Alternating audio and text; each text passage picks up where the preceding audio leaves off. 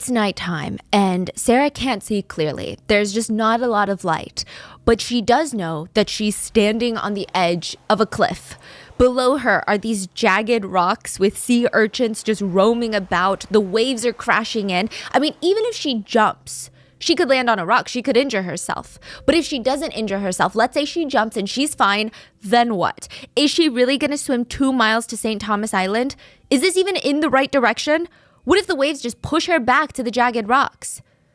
But even then, knowing all of this, knowing what's waiting for her below seems better than what's waiting for her behind. Behind Sarah is Pedophile Island, where she would later state she has been held and essayed sometimes up to 3 times in a single day. Sarah is hesitating. She's running through all of the options. A straight jump would probably kill her, but maybe she could slowly climb down the rocks. Just get a bit closer and closer to the water and then inch her way in. She starts bending down and she hears these golf carts coming up behind her. She's got to move faster, but then there's another, and then the lights illuminate the entire space, and these 2 girls, 2 very young girls, a bodyguard, a model scout, and a middle-aged woman walk straight up to Sarah. Sarah starts panicking, but this middle-aged woman gently walks closer to her, to the cliff, like a little cat. "It's okay, honey. Come with us." Sarah looks back. I mean, she's still thinking, I could still jump. I mean, it's going to kill me, but I could still jump. But she's got no choice. She takes the woman's hand and walks back with them. Back to the island where there are bungalows filled with girls in Victoria's Secret lingerie and food that she's not even allowed to touch. She has no choice but to go back to the island formerly known as Little St. James. But to her and hundreds of other girls, it's known as Pedophile Island or the island, or just hell.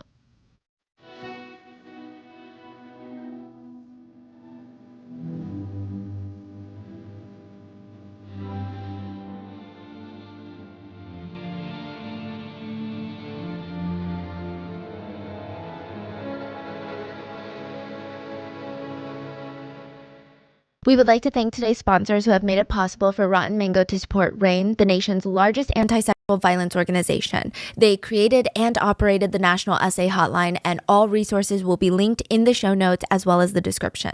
This episode's partnerships have also made it possible to support Rotten Mango's growing team of dedicated researchers and translators, and we would also like to thank you guys for your continued support as we work on our mission to be worthy advocates of these causes. As always, full show notes are available at rottenmangopodcast.com. But there is a beautifully heartbreaking, gut-wrenching book on this case called Silence No More, and it's written by Sarah Ransom. She is a victim of Epstein and Maxwell, and just her sheer tenacity to keep fighting for justice is beyond admirable. I would highly recommend checking the book out. Virginia Giuffre is another victim that was pivotal in Epstein's second arrest. Both of them have countless interviews as well as articles where they have shared their stories through their own words. Many of the other victims have as well, and I would highly recommend going to listen to those first. Some victims' names, identifying information, and dialogue have all been changed for privacy. Due to all the ongoing lawsuits for legal and professional reasons, we will be using the word allegedly, even if authorities or the general public believe it is a fact. However, our intention is not to cast doubt on victims' testimonies.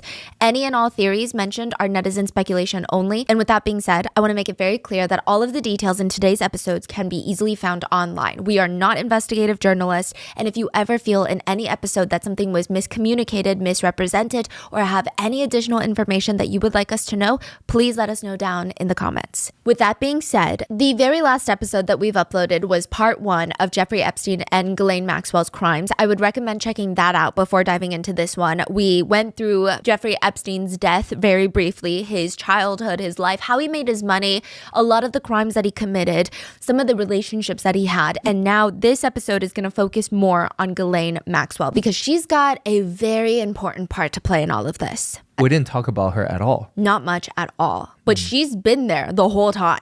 So with that being said, let's get started. Headington Hill Hall. I mean, it seems straight out of Bridgerton. It is this English-style castle-like estate in England with 51 rooms, a tennis court, swimming pool, of course, 24/7 guards posted at the main entrance, fences with barbed wire on the outer layers of the property. There's video cameras drilled into tree trunks, and the lawn doubles as a helipad. I mean, the house is so massive, there's a full-scale parking lot in front, multiple gardens. Like, you know, the tiered gardens, the multi-level gardens. I mean, this house is full of history. It was built in 1824, and it's said that Oscar Wilde, the author known for The Picture of Dorian Gray, had attended parties there. But now, the 50-room castle was owned by a single family, the Maxwells.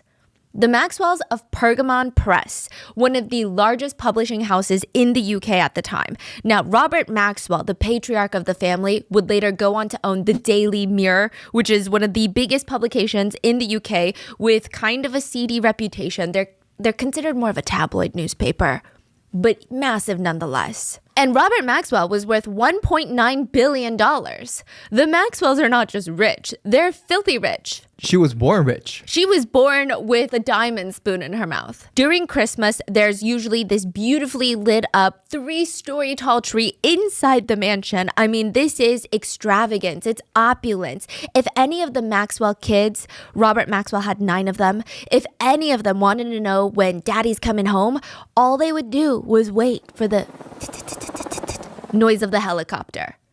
And he would land on the front lawn and they would run outside. And most Sundays, Robert Maxwell would host Sunday brunch for all the industry leaders in the media world that he felt like he wanted to spend more time with. And he would invite them over to his house for brunch. Now, technically, this invitation is optional. I mean, you can turn it down if you want. Of course you can. There's such a thing as free will. But it's Robert Maxwell, billionaire, controller of the media. I would hardly call it a choice. Perhaps you turned down a Sunday brunch because you made other plans. The next day, your front page on Daily Mirror with an article about how your company is going down south or allegations about how you're a horrible person to work for.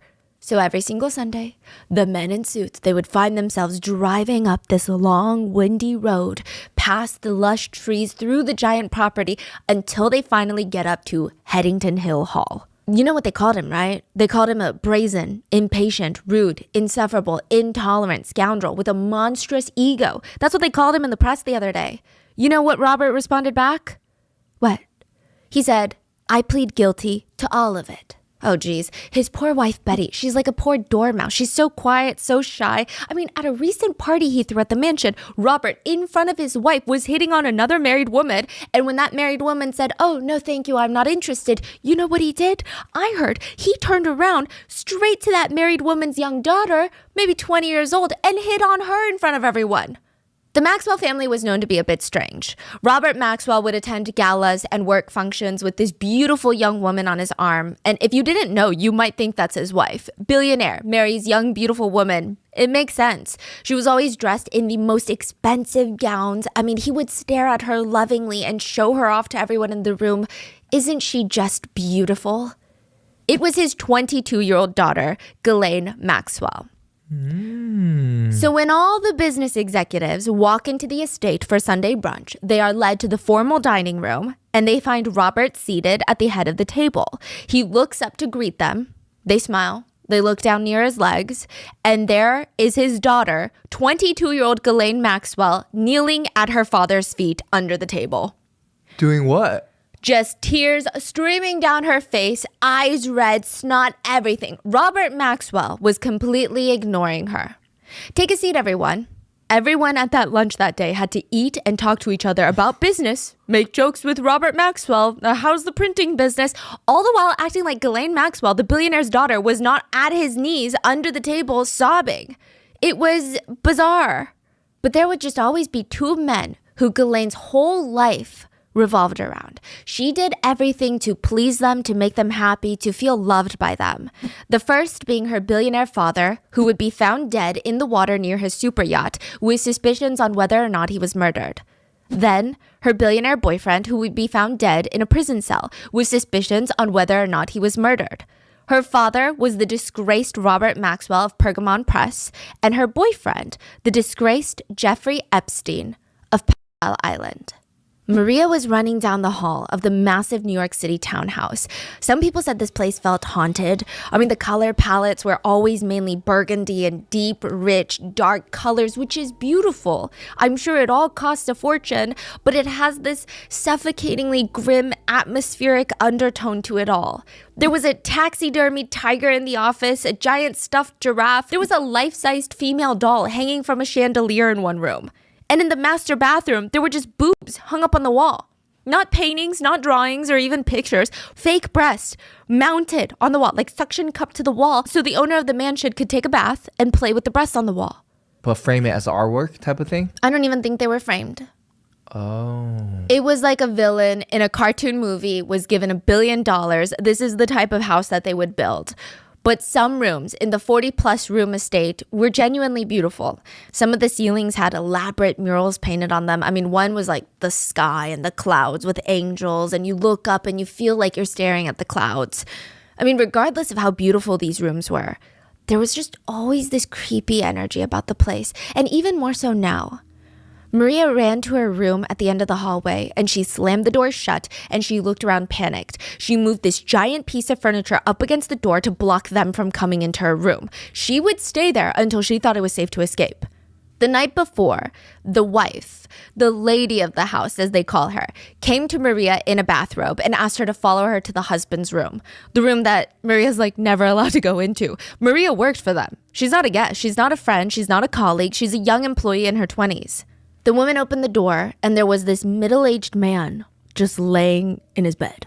I mean, the whole energy felt obviously unprofessional, but Maria felt like she had to go with it. The lady tells her, rub his feet. What? Maria was disgusted. She didn't want to rub his feet. That's not what she was hired to do. I mean, what other option does she have? Get fired?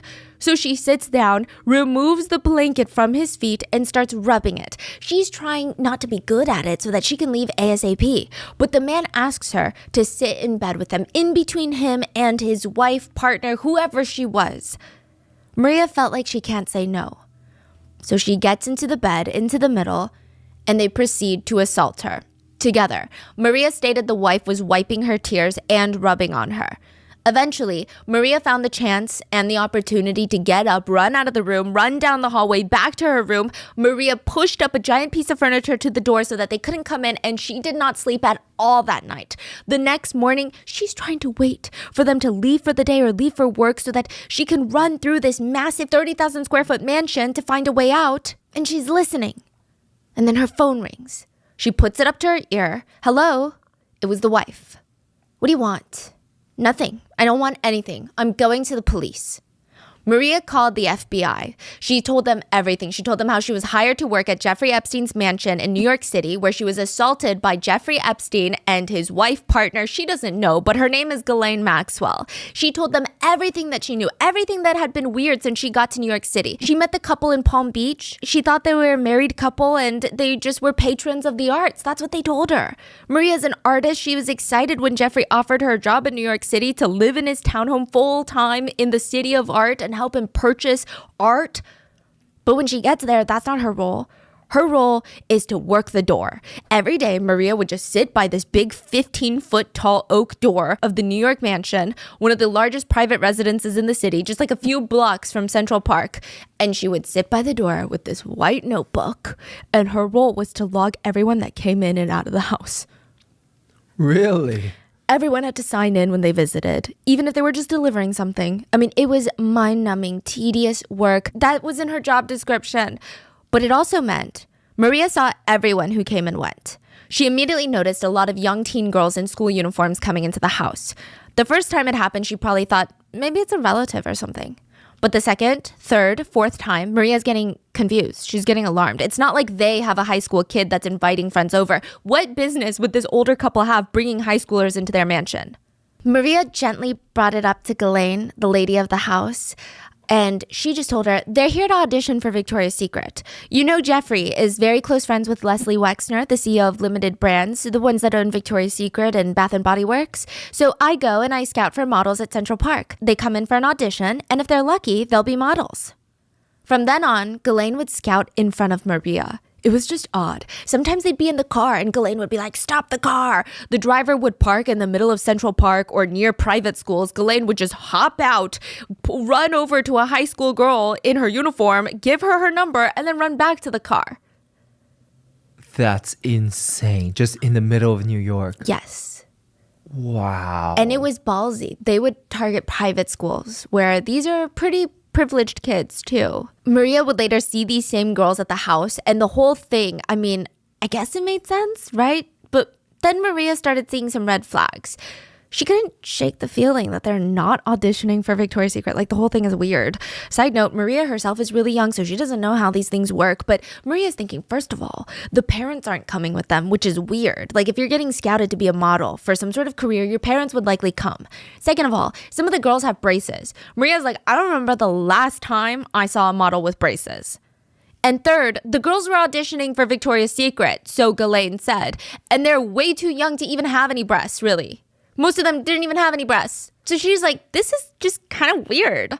Maria's sitting at the stool in the front when one of the young schoolgirls comes running down the stairs, crying, screaming, and she just rushes out. Maria turns around and Ghislaine is standing there. Oh no, like, what happened? What's wrong? She didn't get the job, that's what's wrong. Some girls are not cut out for modeling.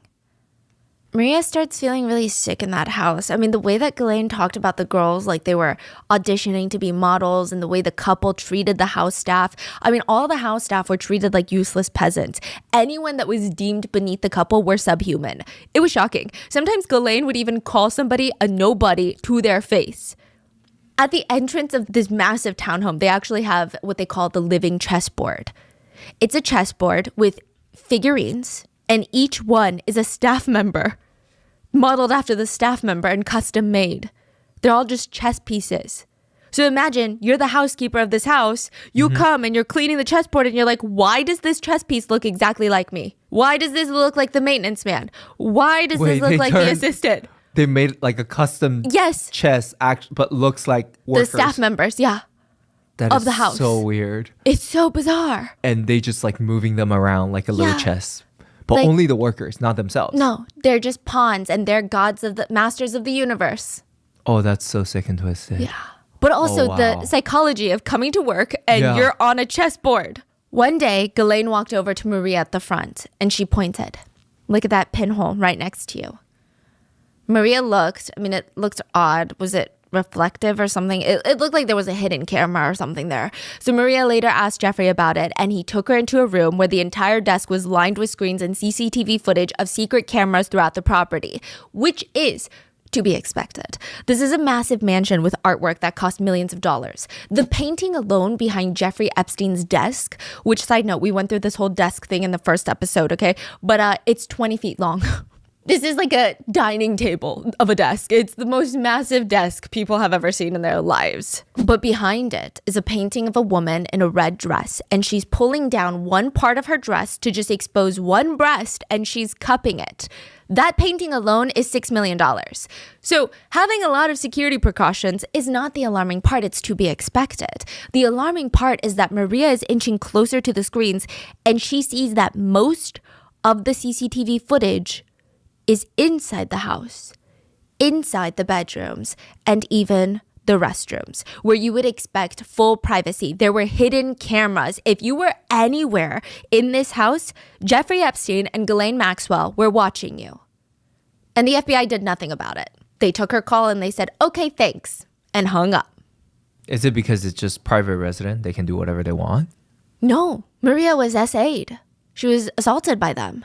Oh. They're basically saying it's your word against a billionaire's. There's a saying in New York, the only sin in New York City is not having money. And Ghislaine Maxwell was a sinner. So she invited a few acquaintances over to her New York City place to repent. Now, I'm not sure if they all knew what they were there for a tea party. I mean, they show up to the address on time. It's this giant brownstone on the Upper East Side, and they knock on the door, and a staff member of the Maxwell New York City property ushers them in. So this is not Jeffrey Epstein's house. This is Ghislaine Maxwell's New York City townhouse. Right this way. Madam will be with you shortly. They're like, madam? They step into the foyer and absolutely nothing in this house is settled. I mean, everything is in your face, but it's not tacky. It's like eclectic. It's rich, it's in your face, but it's just interesting. I mean, rich people are so weird. Take it whatever way you want, but it's not beige. The whole place is royal blue, red, and black. There's ornamental china everywhere. There's samurai suits on the wall. It's just fascinating. They get ushered up to the living room where they find Ghislaine surrounded by her father's photos, family photos, business awards that her dad received, and she's just weeping on the floor. No introductions, no hellos, no pleasantries. Ghislaine just starts allegedly screaming at them, "I'm broke, I'm broke, I'm broke." She was wearing nothing but her undergarments dripped in expensive jewels like diamonds all over her neck, wrists, fingers, weighed down by diamonds, pearls. She had a full face of makeup on. She went from screaming to quietly but still dramatically complaining to everyone. And side note, people said that her voice was always like a low purr. I'm broke, do you hear me? I'm broke. The guests look at her. I mean, this is so over the top. They're in a very clearly expensive brownstone. I mean, if you're really broke, you could probably sell that samurai armor suit downstairs. They're staring at all the diamonds just dripping from her neck and wrist. It was, even by high society standards, very out of touch. It was so abnormal. What's going on? Yeah, why is she not wearing clothes? She's having a moment. But she had all the jewelries on. Exactly. It's Was like, this a choice she made? it seems like it. Okay. It seems like she wanted to be in some sort of soap opera. But everyone there, they try to be sympathetic. Ghislaine Maxwell was a sinner. She had no money anymore because Robert Maxwell, her beloved father, was dead. Robert Maxwell was found naked, dead, floating in the ocean near his $15 million super yacht named the Lady Ghislaine, after his favorite kid. Really? Ghislaine was daddy's little girl, his little mascot. So it's very understandable that she was very distraught over his death. But even this was just a bit much. But wouldn't he just leave everything to her? Oh, we're going to get into it. Okay. Even when Robert Maxwell was still alive, Ghislaine was incredibly proud to be his daughter, but in kind of an alarming way. She once pulled aside a family friend of theirs, and I guess they're slightly disagreeing on something. And she turned on him and she said, "Don't forget, I'm daddy's girl." And he was like, "What? Okay." Then she would turn around to her dad and suddenly she'd be very quiet and timid and snuggle up on him, sit on his knee. She worked her dad. I mean, she knew what he wanted from her and she became this blank canvas for him. But now he's dead and nobody knew why. I mean, they did and they didn't. 3 pathologists disagreed on the exact cause of death. There are theories circulating that he had a heart attack and fell into the water, then died by accidental drowning. One person close to Robert Maxwell argued that Robert always woke up in the middle of the night, butt naked. He would walk over in the dark to the edge of his yacht to pee off the side. They speculated that he probably fell and drowned. Side note, Robert Maxwell had a thing for urinating off of the sides of things. Allegedly, he urinated off the top of the Mirror paper headquarters. Just like the roof, so a stream of pee was shooting down. I digress, but yeah. Others thought... This is so out of this world, bro. You think that's out of this world? Robert Maxwell had known links to the British Secret Intelligence Service, as well as the Soviet KGB, as well as Israeli intelligence. He was a secret spy for like all 3 of them. The speculation was that he might have known something that he shouldn't have, or maybe he got cocky, and he thought that with his billions of dollars, it would protect him from some of the most powerful entities in the world, and he started asking for things. Or maybe he was trying to get more for his end of the deal, whatever deal he had with them. I mean, obviously, this is purely speculation, but people argued, knowing Robert Maxwell's personality, where he is constantly described as a bombastic, egomaniacal bully, nobody thought he would have gone quietly, nor would he have self-exited. So there's a lot of theories circulating that he was murdered. And some people just believe that no, he self-exited on the Lady Ghislaine near the Canary Islands. Because a few weeks after Robert's death, Maxwell's empire caught fire and burned to the ground.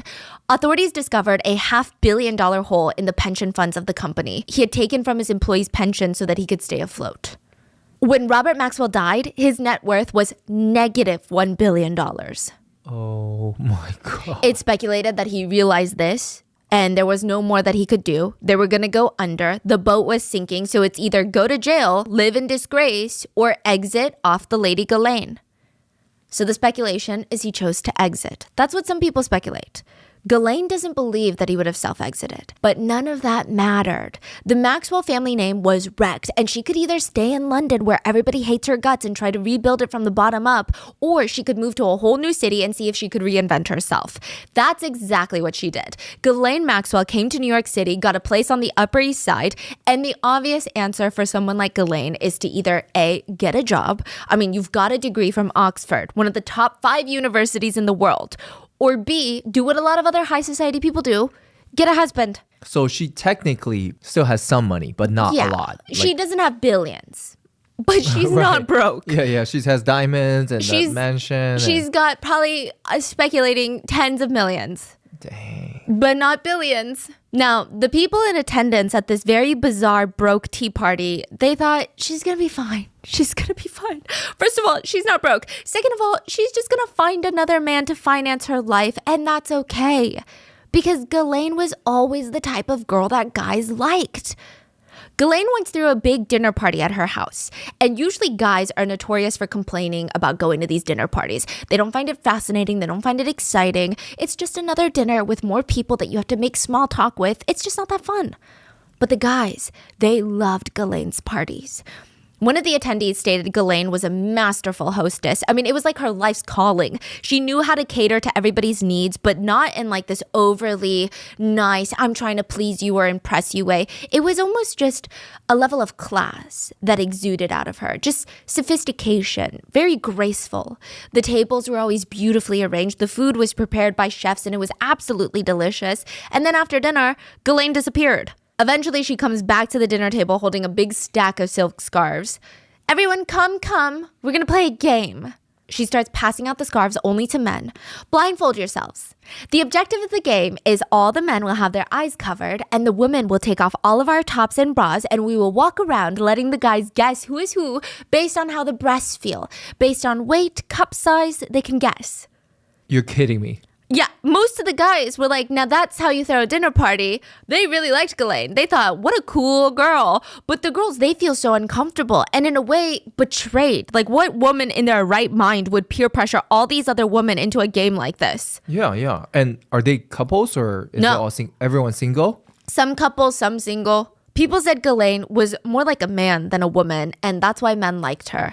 She was sharp, witty, a night owl. Not saying that that's like male specific, okay? But that's what people were saying about her. And she only wore the most expensive clothes, like broke or not. She only wore the most expensive clothes. And she just had these very interesting ways of flirting. I don't know if you can call it flirting. Allegedly, one time at a wedding, Ghislaine was flirting with a married man. Not the groom, but a guest, married nonetheless. And she's caressing his arm, laughing at his jokes. And his wife comes up behind him like, who the hell is this lady trying to rub up on my husband? The husband turns to introduce his wife to Ghislaine, but Ghislaine looks her up and down. And what is this? Ghislaine loops her arm around the husband's arm and walks him off into the crowd. Whoa.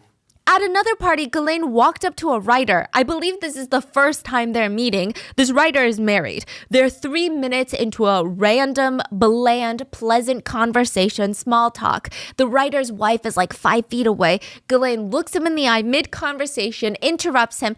If you lose 10 pounds, I'll f*** you. Another guy dropped her off at her townhouse, and when she got out of the car, she leaned down through the window and said, if you come in and f*** me, I'll tell you the secrets of my father. It was, aggressive. It's like the concept of whatever I want, I get. It was just embedded into her DNA. It appears like she could not process any other outcome for her life. Other times, it wasn't as straightforward. She would allegedly meet a man at a high society party, lift her eyes up at them, and a lot of them describe her way of looking at people as utterly compelling. She was very charismatic, very magnetic, almost in a cruel way. Like you know that she's mean, but for some reason you want her to like you. The moment she looked at you, you would engage in 2 seconds of small talk with Ghislaine because this is your first time meeting, right? And you'd say things like, well, I work in finance and the main will you take me out to dinner? She would just say it so casually, like, oh, I like your pants. Kind of like that. And it worked most of the time. I mean, it didn't hurt that Ghislaine is beautiful. She's really electric. You wanted to be around her because it almost made you feel good. Like, this is a really cool person. And if they enjoy spending time with me, that must mean I'm cool. That's how Ghislaine made you feel. So one of the guys ends up taking her to dinner to this nice little restaurant. And for the first half of dinner, I mean, everything's going well. She's a great conversationalist. I mean, nothing ever felt boring with her. And then halfway through the dinner, the conversation of her dad comes up very subtly. It's not like he's like, who's your dad? Tell me about your dad. Did he die? What happened? It just seemed casual. It would have been one remark and that's it. But it wasn't. She did not talk about anything else the whole dinner. I mean, once that conversation about her dad came up, all she talked about was how great her dad was, how incredible it was to be a part of his family, and how great he did for his businesses, how she would open up the daily newspaper and there would be an article about him because he was that prominent of a figure. By the end of the dinner, she had been so loud and people were so interested in the story of her billionaire father. The entire restaurant was quiet and listening in. And it was so odd. The man said, you know, on one hand, Ghislaine is so confident and magnetic and she's so straightforward. She's constantly hitting on guys and making the first move. But on the other hand, you could tell that she's severely insecure. It felt like she's got a lot going on inside. And like a nice gentleman, he probably thought maybe it's best to let her work through these things on her own before she starts dating people. But to some guys, they are drawn to that insecurity. They can smell it from a mile away like blood in the water. And Jeffrey Epstein was one of those guys. One day, Christina gets a call from Ghislaine. Christina's an author and kind of an acquaintance of Ghislaine. I mean, I would hardly call them friends. They're cordial. They know of each other. They run in the same circles, but that's about it. Christina gets this call out of the blue. You need to come over right now. Christina rushes to meet up with Ghislaine at her apartment, and the minute that she walks into the door, it's like she's getting pitched. Ghislaine is confident. Her voice is strong. You're going to make a lot of money, Christina. You are going to meet everyone. Your life is about to change. I'm sorry, what's going on? Live with me for a year. Move in so you can learn everything about me. And you're going to help me write a book. I'm sorry, what? A book isn't entirely a bad idea. I mean, Ghislaine does have a lot of high-profile friends. Her dad was mysteriously dead billionaire Robert Maxwell. She was also super close with members of the British royal family while she was studying at Oxford. She befriended Prince Andrew. She bragged about how she made Princess Diana cry. Yeah, just another reason to hate Ghislaine. She went to the Clintons' daughter's wedding. I mean, she was connected to all the people who ruled the world. But it's still such an odd random request. Like, they don't even know each other. Live with her for a year. Like, drop everything in Christina's life and live with Ghislaine for a year. Do people even care that much about her at this point? Christina is not convinced, and I think Ghislaine could see that. So she switches her tone, and she stands in front of her big window overlooking the city, and she says, you have to write this book for me, because I want Jeffrey to marry me. I need him to see me in a more elevated light with a book written about me. He'll do it. He'll marry me if there's a book on me. Okay, Christina's like, now it's clicking. Christina now understands why she was called out of the blue. Everyone who even knew of Ghislaine in New York City, everyone in these circles knew that she was absolutely infatuated with Jeffrey Epstein. The author that Ghislaine invited, she knew this. Just a few months ago, there was an incident that she thought was kind of strange. Whether it was genuine curiosity or just like a small talk sake, the author asked Ghislaine, my goodness, Ghislaine, how are you keeping yourself so thin? Ghislaine looked at her and very confidently, like this is not a raging red flag, said, Jeffrey likes his girls thin. Well, still, how do you do it? Well, did you ever see anyone in a concentration camp with any weight on them? No, because they didn't eat. So I call it the Nazi diet. I just don't eat. Side note, both Ghislaine and Jeffrey Epstein were Jewish. So that is a really bizarre. She just says, I just don't eat. The reason that Jeffrey keeps me around to begin with is that I don't make mistakes. It was such an odd conversation. What does that even mean? Are they dating? If so, what kind of mistakes are you talking about? I mean, it seemed like they were less of a couple and more like a team. The author remembers going to parties thrown by Ghislaine at Jeffrey Epstein's massive townhouse in Manhattan, one of, like I said, the largest private residences. She would show up and Bill Clinton would just be there. Whoa. Or sometimes Prince Andrew would just be in attendance, you know? And it seemed like a two-person team. Ghislaine would be connected to all these powerful people through the Maxwell name. She would bring them to Jeffrey into his den, literally and figuratively, and he would do business with them. So Ghislaine was more old money in that sense. But not really. Okay, so it's complicated. The Maxwell family were actually ridiculed often in the UK for being nouveau rich, like new money rich, just obnoxious. They're not aristocrats. They're not royalty. They're not classy, but they're still connected with a lot of people with titles. So compared to Jeffrey Epstein, who's just this vulgar finance dude on Wall Street, I mean, she's got connections. At the stage that when they met, what stage of career is Jeffrey Epstein? Like he's already made it at that point? He's kind of on his way. Okay. Like I would say he's made it, but probably not to the status he will be through Ghislaine. So Ghislaine's genuinely just attracted by this person rather than his status. Oh no, he has money. No status, but he's got money. So she likes the fact that he's rich and she just genuinely really attracted to him. Yeah. So he still has that New York City apartment by the time that Ghislaine is inviting all these people over. The biggest private residence in New York City. So he's very, very wealthy already. Yeah. But I don't think that he was at his peak in terms of finances when they first met. Okay. I think through Ghislaine, he ends up making a lot more money. Now, Epstein was really not a likable person, even in Ghislaine's circles. I mean, to give you context, Epstein had some powerful friends. So if you remember from part one, he was friends with like Leslie Wexner, the billionaire behind Limited Brands that owns Victoria's Secret. But Epstein's circle is still, like I said, limited to this finance world. And even there, Epstein was just a bit too much. Like either you hate him for being so vulgar and bizarre, or you like him because you convince yourself, wow, this rich guy doesn't take himself too seriously.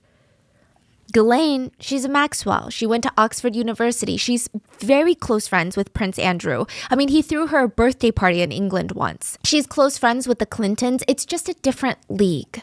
Side note, allegedly, whenever Jeffrey Epstein and Prince Andrew were at a party together, people said it was the most boring party in the world because it seemed like they had, allegedly, this competition was who could look the most disinterested and bored. What? Yeah, so the two of them, they would just be sulking in their corner. They looked like they were too intellectual, too high class to be entertained by anything. Another source that was at one of these dinner parties said Prince Andrew thought it was absolutely hilarious that people were so fascinated by Kate Middleton's wedding. So this was like right before they were going to get married. And he thought it was he was in hoots because everybody was like, what is she going to wear? Oh my gosh, who's coming? Who's invited? And he just thought, look at these peasants.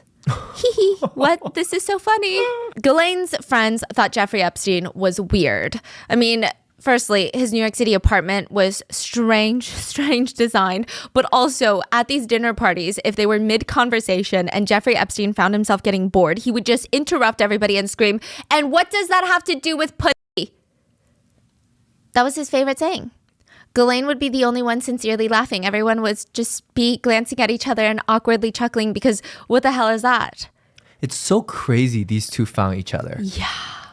They're so weird in their own way already. A match made in hell. Right, I already can see how this is gonna like go escalate. Yeah, exactly. Ghislaine's friends would ask her, wait, so what does he do for work?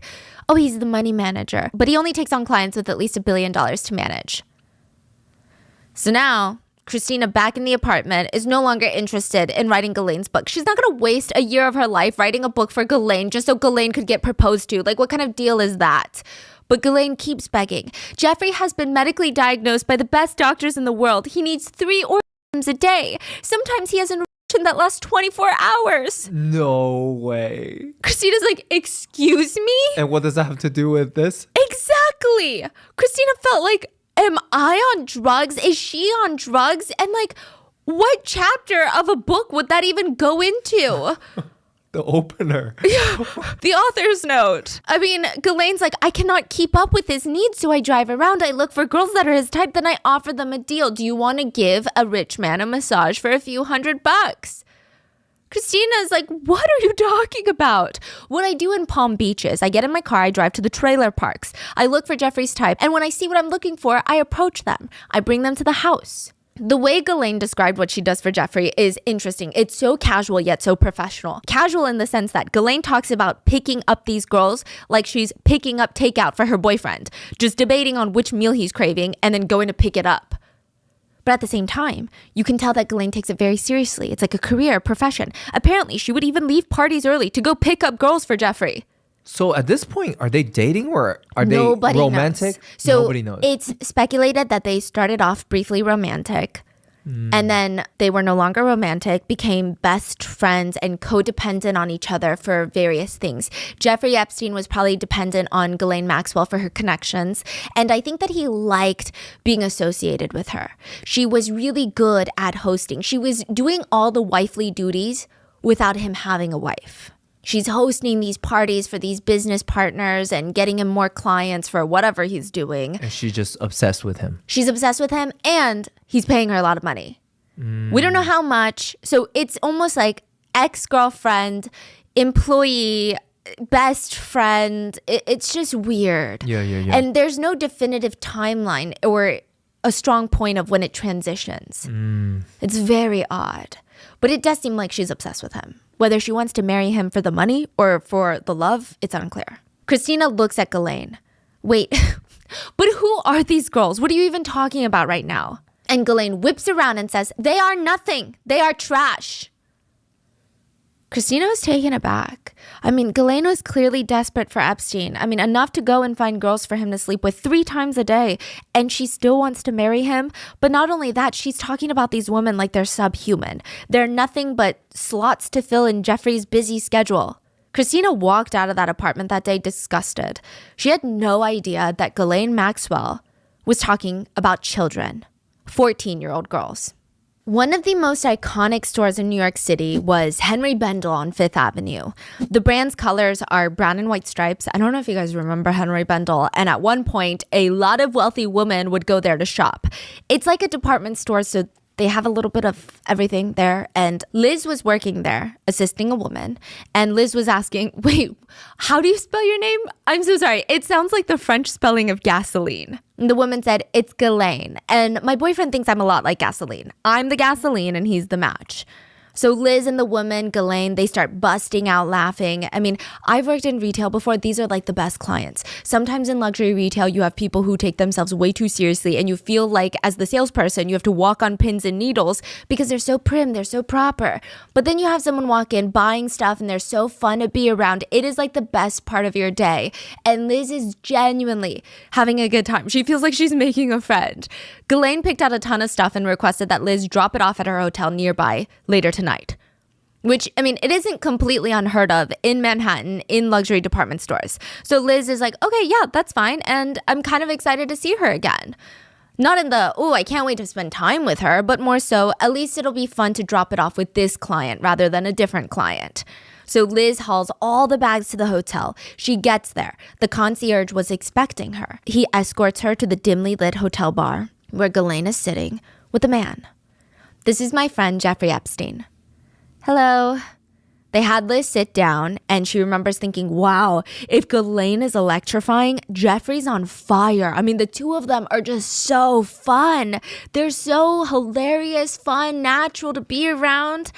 Ghislaine explains, our residence is being renovated, so we're staying here for the time being. Oh, actually, do you mind helping me bring the bags up to our room? Liz agreed. They went up the elevator, got to the room. Liz came in, and they were still talking as normal. Then all of a sudden, Jeffrey gets up, goes to the restroom, and Ghislaine, without saying anything, goes in after him. And it's just a little bit weird. Liz is just standing there like, okay, I don't know what they're doing. Then they come back out in bathrobes. And again, it wasn't the craziest thing in the world. I mean, they didn't make it weird. They're still having open conversations about casual stuff. It just seemed like maybe they're turning down for the night. And then out of nowhere, the entire energy of the room shifts. Jeffrey and Ghislaine start making out in front of Liz intensely. Liz has zero idea on what to do. I mean, does she just say, okay, bye, thank you, and leave? Does she wait it out and hope that they're done in 3 seconds so that she can politely excuse herself? She doesn't even know. She can't even fully run through her options before Ghislaine starts waving at her to join them. Ghislaine kept narrating what Jeffrey likes, how she pleases him, but Ghislaine's voice was never in this weird, overtly way. It almost sounded like a big sister teaching a younger sister how to braid her hair. It sounded so natural and almost normal. Liz stated the night escalated into full assault, and as soon as she had the opportunity to run away, she ran away. And Liz left as quickly as possible, ran home. She quit her job at Henry Bendel. She wanted to get as far away from her job, as far away from Ghislaine as possible. She wanted to just get over that night, like forget about that night and try to move on from the trauma. A few weeks later, Liz is working at a new high-end retailer. A woman walks in through the door. I'm looking for Liz. It was Ghislaine Maxwell. For 3 years, Liz tried changing her phone number, her apartment, her job. Ghislaine and Jeffrey always found her because Ghislaine and Jeffrey always get what they want. There's an interesting quote that's history repeats itself, but in such a cunning disguise that we never detect the resemblance until the damage is done. So I guess it's supposed to mean that history is running on a cycle. We're doing the same things over and over again, and we don't even realize it because it's so cunning. Ghislaine Maxwell seemed to be modeling Island, Little St. Jeff's, after her childhood. Whether this is intentional or subconscious, the similarities between the island and Ghislaine's childhood are eerily creepy. So we briefly went over the island in part 1, but Jeffrey Epstein owned an island in the US Virgin Islands where he would take, honestly, whoever he wanted. Sometimes he held scientific conventions there where he and 20 of the top physicists in the world, including the likes of Stephen Hawking, would explore the concept of gravity. Other times he would go there with his closest friends. Who's been on that island has been hotly debated. Names like Bill Clinton, Naomi Campbell, Stephen Hawking, Prince Andrew, the Obamas, like they've all come up. Their presence on the island has all been debated, but the locals that were there, they knew that young girls were constantly on that island. They don't know about the Clintons or the Obamas or Naomi Campbell or any of these people, but they nicknamed Epstein's plane as the Lolita Express because every time he would fly in with a plane full of underage girls and they would be barely clothed, just lounging in the sun with Epstein. It's stated by victims that the island is where a lot of the trafficking and the, quote, loaning out to celebrities, CEOs, world leaders happened. Because of how secure it is, the island is controlled by Epstein. It's his own lawless land. You can only get to it by landing his private jet on a nearby bigger island, then taking his helicopter to Little St. Jeff's.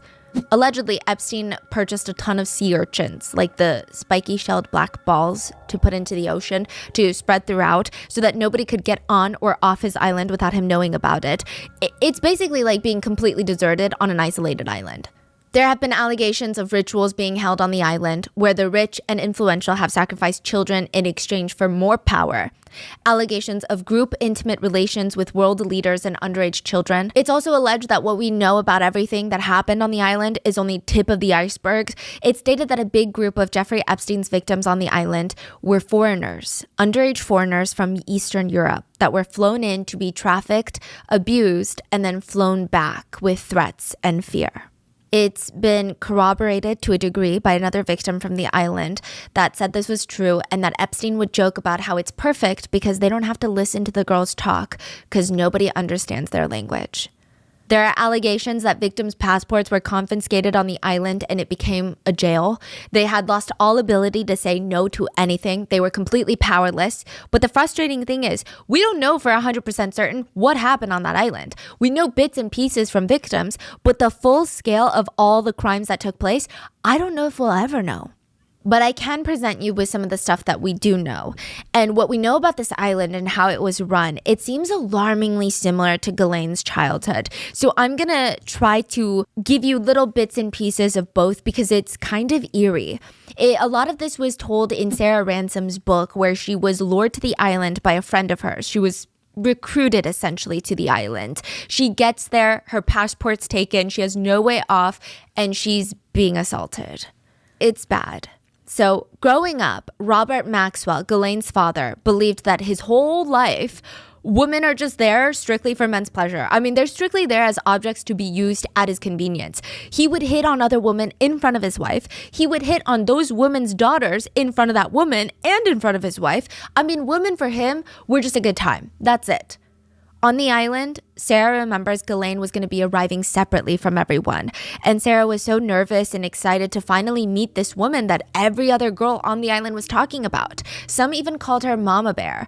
One girl told her she's powerful, wealthy, and she knows everybody. Don't cross her, just stay out of her way and you're gonna be fine. Just do whatever she tells you to do. When Ghislaine's helicopter landed, Sarah nervously waved hello when Ghislaine got off because what else are you supposed to do? Ghislaine looked her up and down, walked past her, because to Ghislaine, just like Robert Maxwell, Sarah and these other girls were nothing. They are trash. Growing up, Ghislaine's dad trained her to be some sort of arranger, connector. She was always putting two people together. So when her dad Robert would host parties at the Hill Hall, Ghislaine was expected to bring people she thought would be interesting for her dad, or bring people that would be interesting for her dad's friends, i.e. very young women. And she was really good at it. Ghislaine would always find the right people to connect. She knew how to read people. She knew how to read the room. She knew exactly what people were looking for. Ghislaine would make such seamless, smooth introductions between two parties that you would never even know that all of this was masterfully planned and meticulously executed by Ghislaine. She just had a way of making everything, normalizing every single social interaction. On the island, Sarah claimed Ghislaine would wake her up in the middle of the night to go service Epstein. Even if she told Ghislaine she was bleeding from the assaults from earlier that day, Ghislaine would calm her down and forcibly drag her if she needed to, because her job is to connect the two.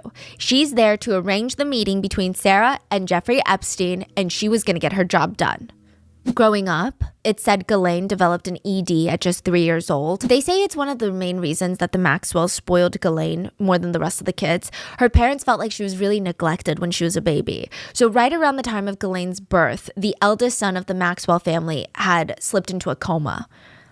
And a lot of people were just not paying attention to Ghislaine. And it's speculated by Ghislaine's parents that Ghislaine developed a terrible eating disorder at just 3 years old to try and receive some attention. On the island, Ghislaine tells Sarah she's too heavy. You being 5'9" and 146 pounds is not to Jeffrey's liking. Ghislaine would make sure that all the delicious food that the chef prepared were off limits to Sarah. All the snacks would be locked up. When the rest of the group would sit down to eat, Sarah was given thin slices of cucumber, tomato, and tiny, tiny portions of meat. The other girls would glance at her, and Sarah, she can't leave this island. She's being abused. There's no way out. There's no escape. She's miserable, and now she's being starved. She's taking giant gulps of water in between bites of cucumber to try and fill her stomach. Growing up, Ghislaine had these Sunday weekly reviews. Every Sunday during family dinner, the Maxwell kids would be instructed to stand around the dinner table. They can't sit down. They would have to stay standing until Father Maxwell would walk in, and the room would be silent. Everyone would have their shoulders pushed back, their chest forward, and they would wait for him to sit down at the seat at the head of the table, and he would probably say something along the lines of, "Proceed." The children would have to go one by one, giving a full presentation to Robert Maxwell about what they did this week, what they achieved, and what they hope to achieve next week. If he didn't like their responses, they don't get to sit down. They don't get to eat. He would take off their belt and whip them, and then send them up to their rooms where they would have to write him an apology letter after getting whipped. On the island, Ghislaine would have Sarah stand up at the dinner table and had all the other girls point out all the, quote, fat parts of her body. And she would laugh, "You're enormous. If you didn't eat for an entire month, you'd still be overweight and disgusting." Other days, she would grab Sarah's waist at the dinner table, have Sarah stand up and start poking at her waist. "Look how massive you are today. It looks like we need to cut down even on cucumbers." Ghislaine told her the only acceptable weight for her at that height was 114 pounds, which would actually classify Sarah as underweight, but Ghislaine did not care. Growing up, Ghislaine's mom never stepped in to help when the kids were being belittled or berated by Robert Maxwell. She took a very passive approach. Some would even argue that she let it happen. On the island, there were a lot of girls that looked at Ghislaine like a mother figure. Shantae was one of those girls. Shantae came to the island because she thought this was a great opportunity to become a masseuse. She remembered the first time on the island, she felt like she was in a fantasy land. She was a princess. Everyone had their own separate villas that were separated from each other, and the beautiful candlelit dinner. I mean, Shantae went back to her villa and someone had lit a candle in the room, left a book on the nightstand, and had a mosquito net set up around her bed. It's like a dream. She remembered the first night she plopped down on her bed thinking, this is going to be the best job in the world. I get to travel the world and I just do massages. Incredible. She starts reading her book. She's getting ready to fall asleep when she hears a knock on the door. It's one of Epstein's assistants. "Jeffrey's ready for his massage." Shantae thought it was odd, but she was hired to be a masseuse, and technically it's a private island. Maybe island time works differently. I mean, she tried to convince herself this is completely normal, right? Because if you're hired to be a private masseuse, it's not like you just work business hours.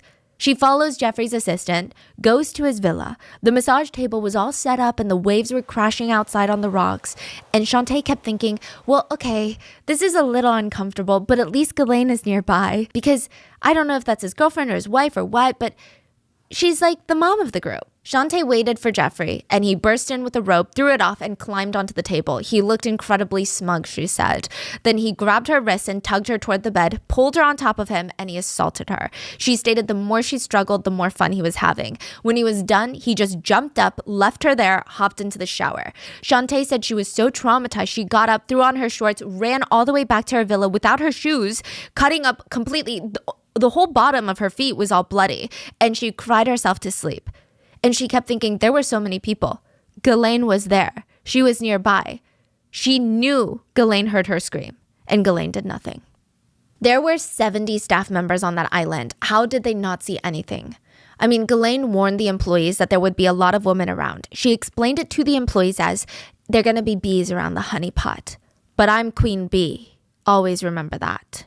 And it was impossible to forget. Ghislaine was a demanding bee. There were about 70 staff members on the private island alone. Some of them called her Hurricane Ghislaine. They said whenever she got to the island, all tranquility, all peacefulness, gone out the door.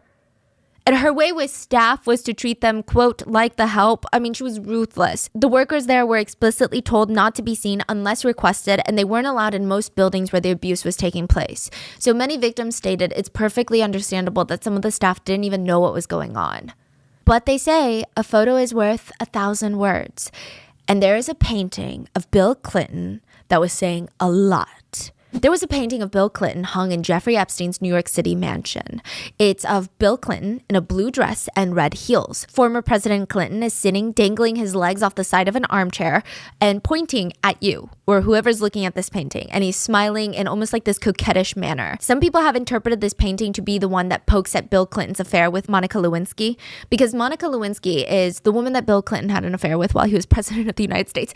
Side note, the power imbalance there is like a whole other story for another day. But she wore a iconic blue dress that was stained with the president's bodily fluids after an intimate incident that they had. She wore the blue dress for the rest of her day working as an intern in the White House because she thought it was spinach dip that she had spilt on her dress. It was not spinach dip. I mean, I guess it could be argued that it's the blue dress Hillary Clinton wore to the 2009 Kennedy Center honors. It's not, but it could be. I guess art is about who interprets it. And the interpretation that the internet had of this painting being hung in Jeffrey Epstein's New York City estate was he was sending a message. Because if he knows Bill Clinton personally and still purchased this piece of art and hung it up, it almost felt like he was outwardly telling people, I have stuff on Bill Clinton. I have stuff on everyone. I can make fun at former presidents. Because what are they going to do to me? Jeffrey Epstein was also known to keep a collection of photos of very powerful people that he had ties to, allegedly. He had a wall of photos that included Woody Allen, Bill Clinton, the Prince of Saudi Arabia, Pope John Paul II, and Cuba's Fidel Castro. Now, just to preface and disclaim, just because there are pictures of them on his walls doesn't mean they were in any way friendly with one another or even met each other, or even if they did, that still does not explicitly imply guilt of any sort of crime or even morally corrupt action. So don't kill me. Honestly, I should just leave it there. But I will say, a lot of the photographs included individuals who had scandals of their own. So it's just very interesting. But more damning in Jeffrey Epstein's photo collection were photos of young girls in small bikinis or naked girls pictured on the beach. There were several photos of various girls engaging in group activities with one another and with Epstein. There's a crudely drawn picture of a baby and a skull, as well as a real photo of a girl that appears to be around 6 years old, wearing a short dress, bending over and exposing her back. But that's not even the picture that brought this case to the forefront of all the international news.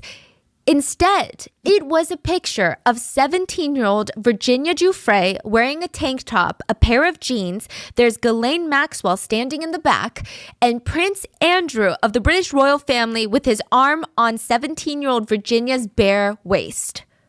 There is a room in Florida where there are so many valuables in this room. Crystals, chandeliers, museum-level statues. But if you really want to rob the place, because, I don't know, you have a wish to be imprisoned, I don't advise anyone to do that. But if you must, they say you should peel off the walls. Not for the artwork that's hanging there, but the room is plastered with $7 million worth of gold leaf. Or if you think that's way too complicated, just steal a bathroom sink or two because there are gold-plated sinks worth over $100,000 per sink. It is the 20,000 square foot ballroom in Mar-a-Lago, former President Trump's Mar-a-Lago club in Palm Beach. Did you know they charge $200,000 for your initiation fee? It's a one-time payment that you don't get back. There's also an annual fee of about $16,000 that you have to pay. But even if you have the money and you want to spend it at Mar-a-Lago, you can't. They have a 500-member cap, and each applicant must be vetted and referred by a current member, and then Trump himself will sign every single approved applicant. Jeffrey Epstein was banned indefinitely from Mar-a-Lago. He wasn't even a member and he got banned. I feel like that sounds more impressive than being a member. Yeah. Exactly.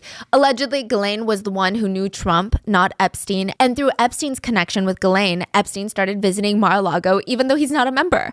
I don't know if that's against the club rules. I don't know if the rich are allowed to break club rules, but it seemed like Trump didn't really care.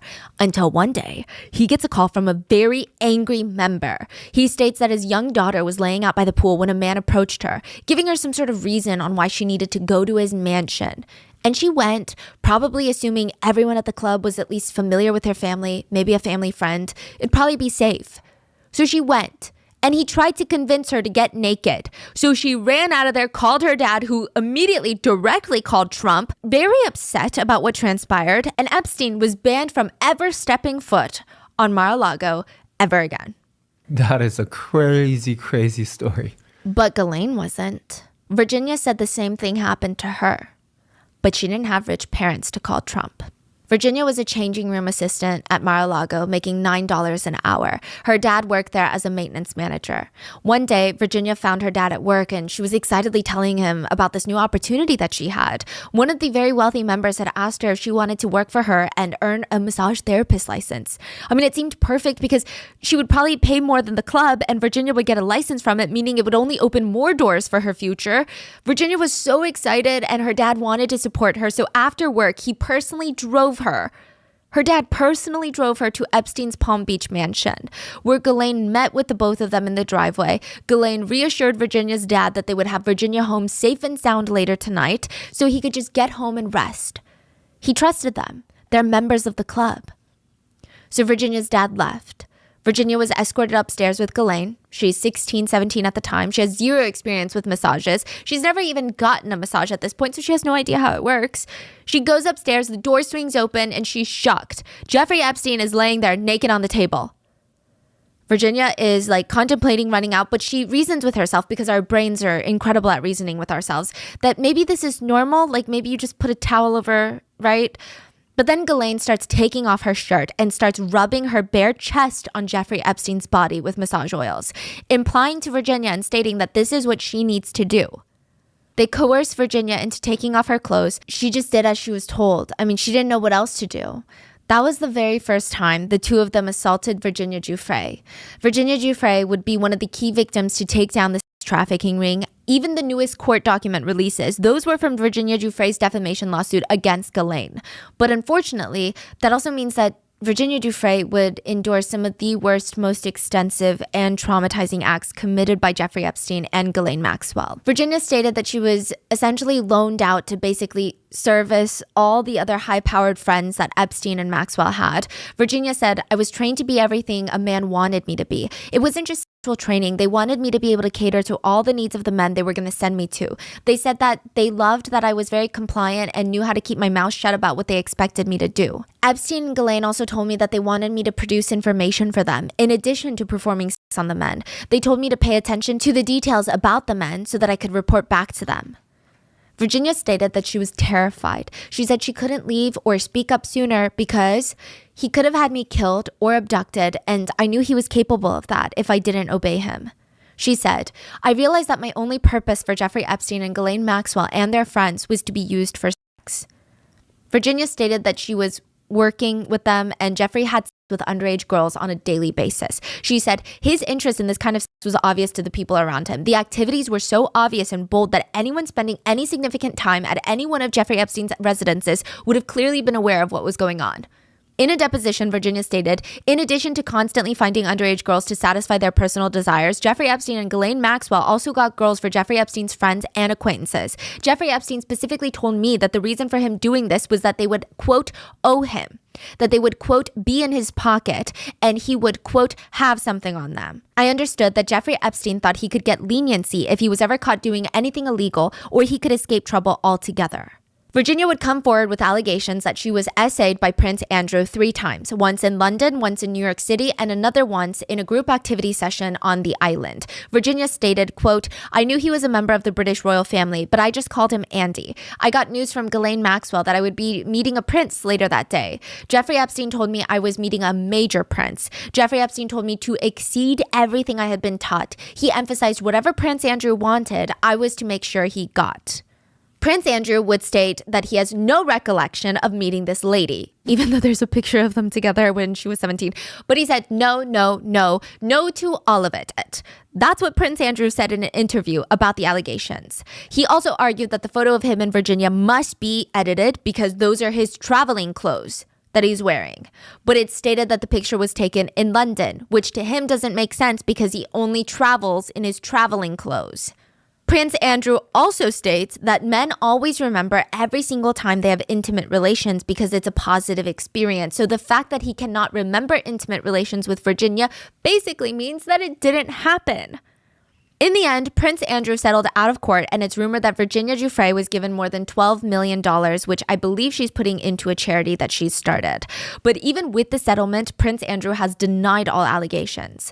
Soon after the settlement, the Queen stripped him of all of his royal titles, which was incredibly significant because it is alleged that Prince Andrew was Queen Elizabeth's favorite son.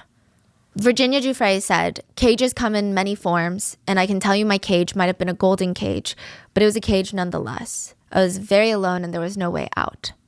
It's speculated that humans evolved to be able to sense when others are looking at us and watching us. Everyone at the Daily Mirror, Ghislaine's dad's company, knew that Robert Maxwell was watching them. He would bug the executives' phones. It was known that people at the Daily Mirror would have meetings where they just wrote down their thoughts rather than saying it because everyone knew that Robert Maxwell was listening to them. Even at home, Robert Maxwell would hide recording devices into antique lamps because he wanted to hear everything his family was saying about him at all times. Jeffrey Epstein allegedly did the same thing. Sarah Ransom states that every inch of his properties, including the island, was monitored with cameras, every single inch. Robert Maxwell watched Ghislaine and everybody else in his life. Ghislaine and Jeffrey watched all their victims, but someone was watching Jeffrey. And I think he knew it. He had a new addition to his art collection, a photorealistic painting he personally commissioned that depicted a prison scene with him in the middle of barbed wires and guards. This is after he got out of prison the first time. So he gets a photo commissioned, like a painting commissioned of him in prison. And he told a friend about the painting and he said, that's me. I want this painting so that I am always remembering the possibility that that could be me again. Like I could always go back to prison. Which is objectively, I guess, a smart reminder. But the problem is, Jeffrey got too comfortable and forgot that people are watching him. July 8th, 2019, Jeffrey Epstein was arrested for conspiracy to commit sex trafficking and sex trafficking of underage girls in New York State. It's likely he didn't know that he was being watched or investigated or studied because he got aboard his private jet, flew in from Paris, landed in New Jersey where he was greeted by a fleet of cars, the FBI and NYPD. The minute he stepped on American soil, he was arrested and placed in handcuffs. How did he not know that they were watching him? If he knew, he probably would have stayed in France or fled somewhere else. He had the means, he had the money. The authorities would later find fake passports in his New York City townhouse safe. I'm sure he had more. By all accounts, Jeffrey Epstein seemed genuinely surprised that he was arrested a second time, 10 years after his first arrest. Even after his first arrest, Epstein told the New York Post, I'm not a predator. I'm an offender. It's the difference between a murderer and a person who steals a bagel. He's saying he just stole a bagel. That's it. But now, 10 years later, just like the Maxwell empire, the Epstein empire was going to crumble down in disgrace. And everything that Ghislaine had worked for the past 10 years was gone, down the drain. Yeah, sure, the trafficking ring Yeah, okay, that's down the drain. But additionally, Ghislaine kept herself very, very busy after Jeffrey's first arrest in 2008, 10 years ago, okay? She wanted to completely reinvent herself to be a new woman, the water woman. Side note, Jeffrey and Ghislaine were very much close after his first arrest. It didn't seem like anything ever really changed. People said that Ghislaine was still organizing and planning all of Epstein's massages even after he got out of prison, but she also created a network, like a method where girls would recruit other girls and she would just kind of sit at the top to make sure everything was going accordingly.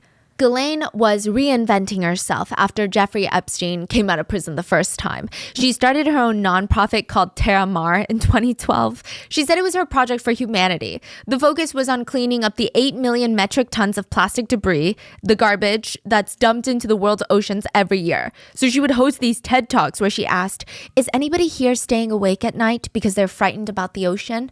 Are you scared about what could happen? Are you trying to think about what you could do that would help the ocean and all its myriad of troubles?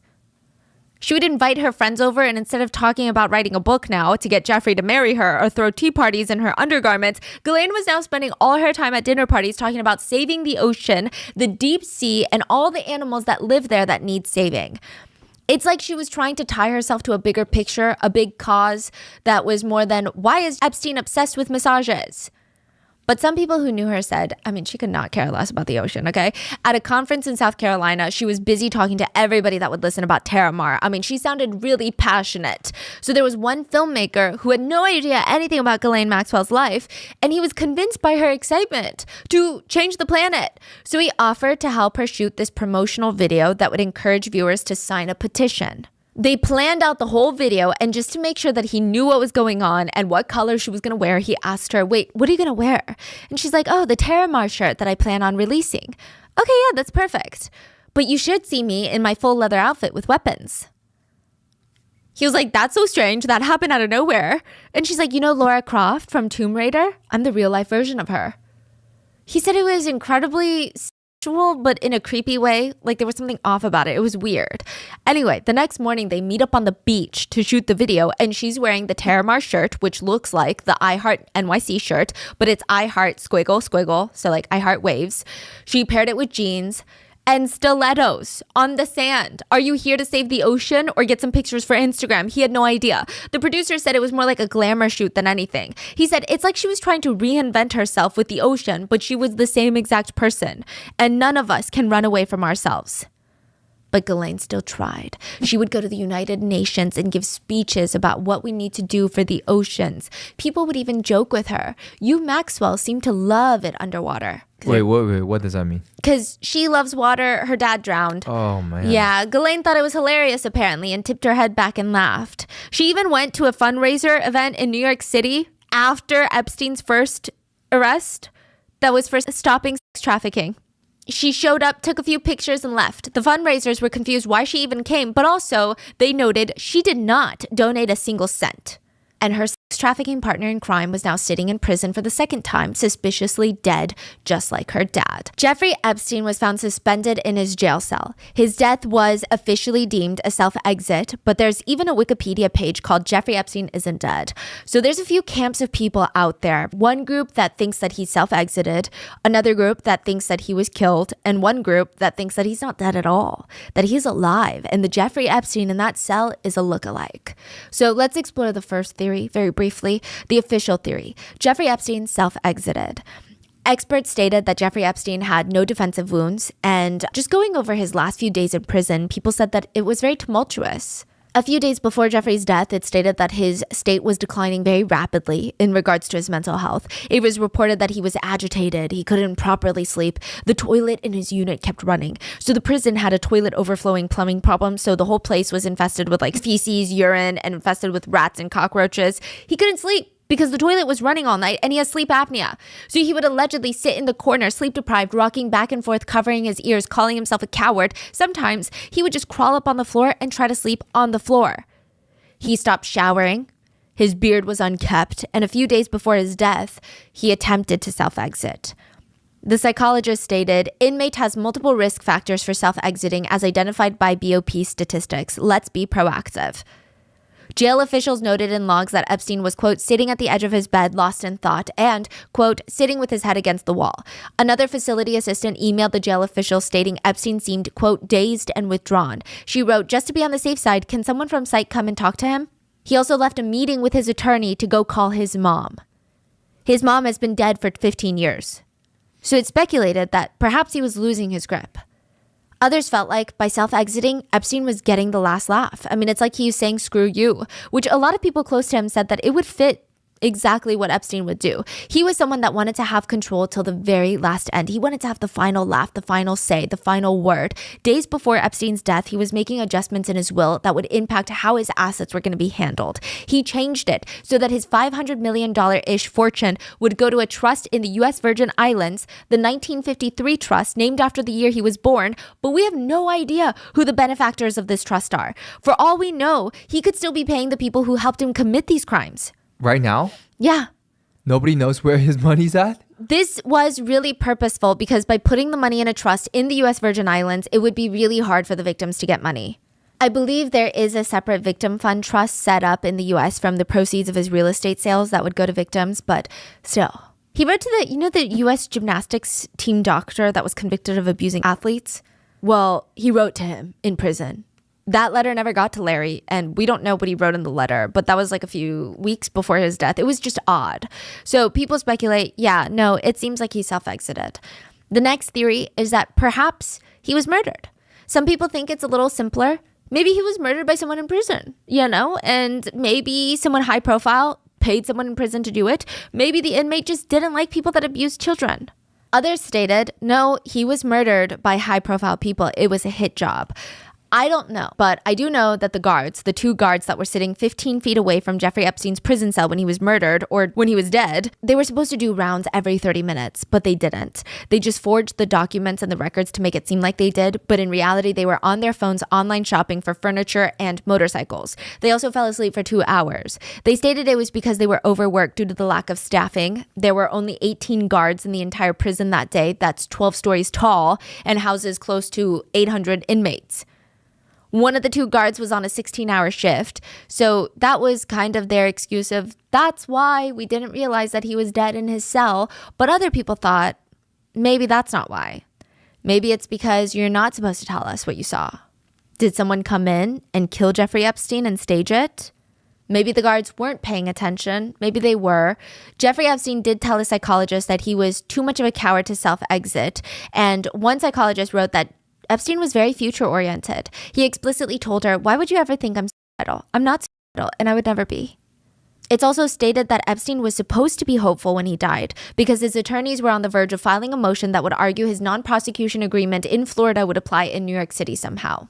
So, I don't know. There's other arguments where people argue where his ligature marks were on his neck. So people were saying, regardless of his mental health, they believed that the marks on his neck were not consistent with self-exiting. Netizens stated that the marks on his neck were too low. When you're suspended, the marks would naturally be higher up near your ears. They stated that the lines on Epstein's neck were more consistent with someone coming up behind Epstein and strangling him. But I would say most people think that Epstein was killed by someone powerful. After Epstein got out of prison the first time he was arrested, he allegedly joked to his close friends and said, everyone thinks they know me now, but no, I'm the one that has everything on them. It's insinuated that Epstein had blackmail on powerful people. The theory, the conspiracy, the same source does not think that Jeffrey Epstein killed himself. They stated that he is way too important to way too many people. There are stories that came out that Jeffrey Epstein had every single guest bedroom and every single property, even the bathrooms, wired with secret hidden cameras. He was able to record very powerful people having sex with underage girls. He had saved all of those tapes and used those to gain his own power and wealth, and that's why nobody knows how he even made his money. A lot of victims stated they never saw him work a day in his life. No business calls, like nothing. It was weird. And nobody really knows how he made his money. Netizens say it aligns with victims coming forward saying that Epstein would tell them to snoop on all these men that they were being abused by and bring him all these salacious, secretive details about them. But then on the other side, you have people saying, but why haven't there been official mention of any of these videos? Or why haven't they been not released, but taken in for evidence and everybody involved would have been arrested? The conspiracy theorists say, well, because everyone in the videos are too powerful. Not in the sense that they can control the government, but in the sense that if they all go down, the world will see just how corrupt our world leaders are and our industry moguls are, and people will turn from the government. All trust, the social contracts will be broken. There will be some sort of uprising. That's the theory by netizens. It would be too damaging because it's not just one politician. It might be all of them. There are conspiracy theorists who believe that world order would be absolutely destroyed with the knowledge of these tapes existing getting out. And then you have the theory that he's not really dead. There is an alleged photo of Epstein from his cell, dead, and allegedly the photo doesn't add up with the facial proportions. So his ears and nose don't match his photo when he's alive, the side profile. So the alleged photo of him dead shows a much more curved nose at the bottom, at the tip, and the nose bridge is a bit slopier. But Jeffrey Epstein's side profile from when he's alive, the nose bridge is a bit straighter and it's a little bit more pointed at the tip. His ear, the alleged photo of him dead, the ear cartilage is a lot spinier and busier. There's more ear cartilage like showing in his ear, and it looks like. But when he's alive, the side profile, it doesn't look like that. So for those reasons, some people believe that he's out there living with his $500 million trust, living his best life. So Jeffrey Epstein is dead and Ghislaine Maxwell is on the run. Ghislaine Maxwell was not arrested. She had multiple citizenship, so she could technically be anywhere. Paris, Brazil, in a bunker, in a submarine. We don't even know how much money she has access to at this point, or even now. So July 2nd, 2022, 11 months after Jeffrey Epstein's death, in a tree-lined hill of New Hampshire, like in a cabin, which cabin makes it sound like she's in the woods, being one with nature. This cabin is massive. It's surrounded by endless beautiful pine trees. It's a luxury oasis. There's a giant window that's like 2 stories tall that's letting in all this sunlight. It's secluded. It's isolated. I would imagine if I had to rent this cabin for a month, it'd be tens of thousands of dollars. It's a beautiful, luxurious, well-equipped facility. And it even has an ironic name. It's called Tucked Away. Helicopters start flying up above the trees. Authorities and squad cars show up. Officers are hiding behind the tree trunks.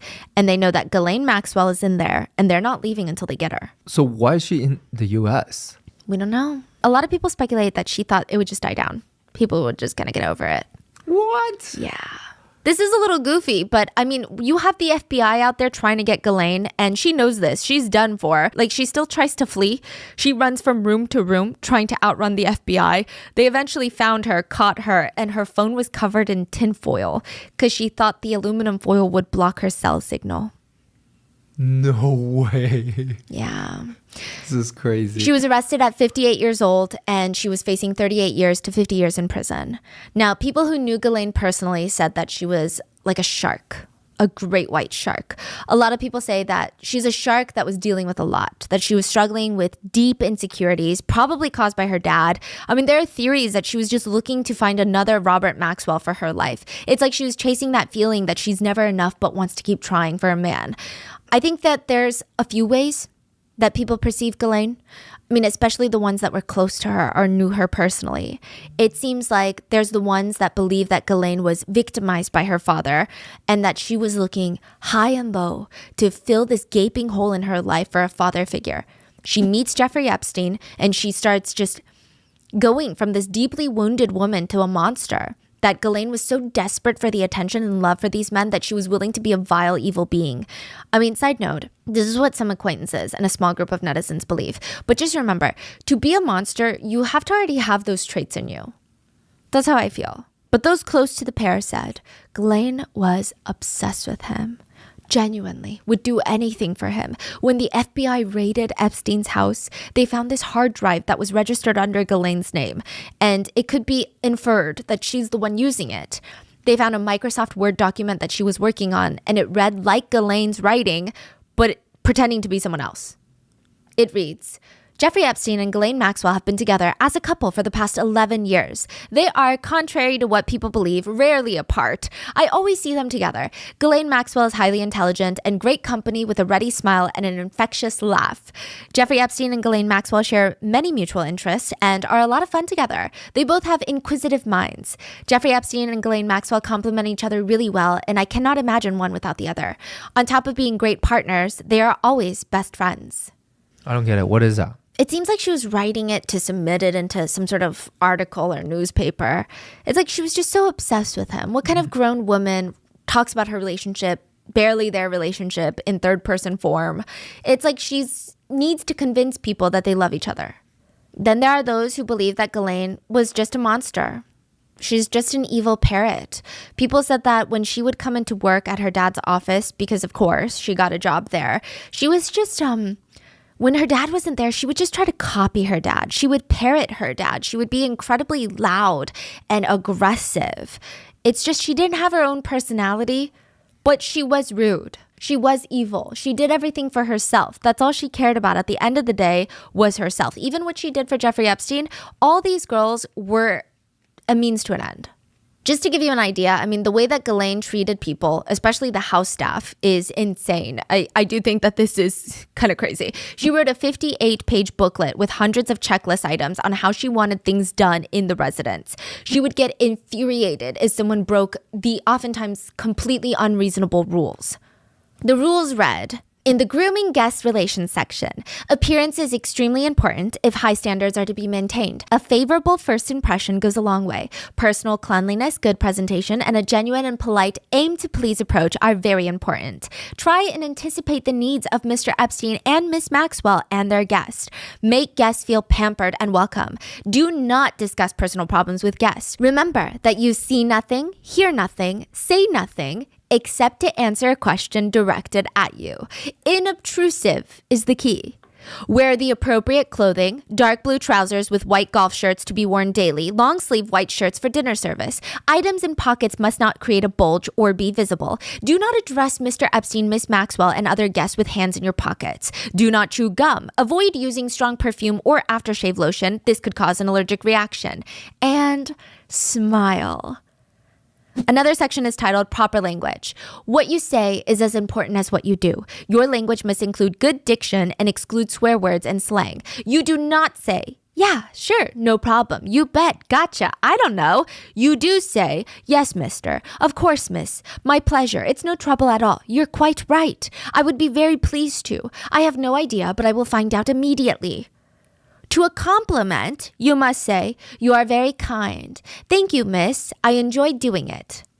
To justified criticism or mistakes, you say, I am very sorry, it will not happen again. It was completely my fault and I will make the changes immediately. What to say when entering a room? May I come in? Greet whoever is inside the room. You do not expound on weather or any other subject unless asked. You provide your service and then ask, is there anything else I might do for you? If not, leave the room. When answering the phone, do not slam the receiver at any time. All calls should be answered within 3 rings or less. It even has very strict rules for Ghislaine Maxwell's breakfast. Maxwell House coffee served with milk, freshly squeezed orange juice, glass of water, 1 Weetabix with sliced banana, milk and sugar on the side. So I guess it's up for you to interpret how you see Ghislaine. I will say I don't think in any scenario she is the victim, but I guess it's the question of, is she a right-hand woman or is she the mastermind? Did she do what Jeffrey told her to do, or did she plan, execute, and mastermind a trafficking ring for the ultra-wealthy? Ghislaine once said in an interview, you tell me one person you know and take 20 people who know that person, they're all going to give you different versions of what they think of that person. One victim stated Ghislaine was worse than Jeffrey. She said Ghislaine got off in her own way from these assaults. Ghislaine got off on making those high-powered men happy. She felt validated from it. Before the trial, Ghislaine's attorney made a statement. They said, Ghislaine is in a very, very difficult condition. Conditions none of us wish on our worst enemies. I've never seen anything like it. It's the Epstein effect. Ghislaine's family have set up a website for her called realghislaine.com. Her brother defended her in an interview and stated, imagine yourself arrested and imprisoned in solitary confinement, deprived of bail for 9 months. Whatever your feelings about her allegations, she's entitled to a fair trial, to due process.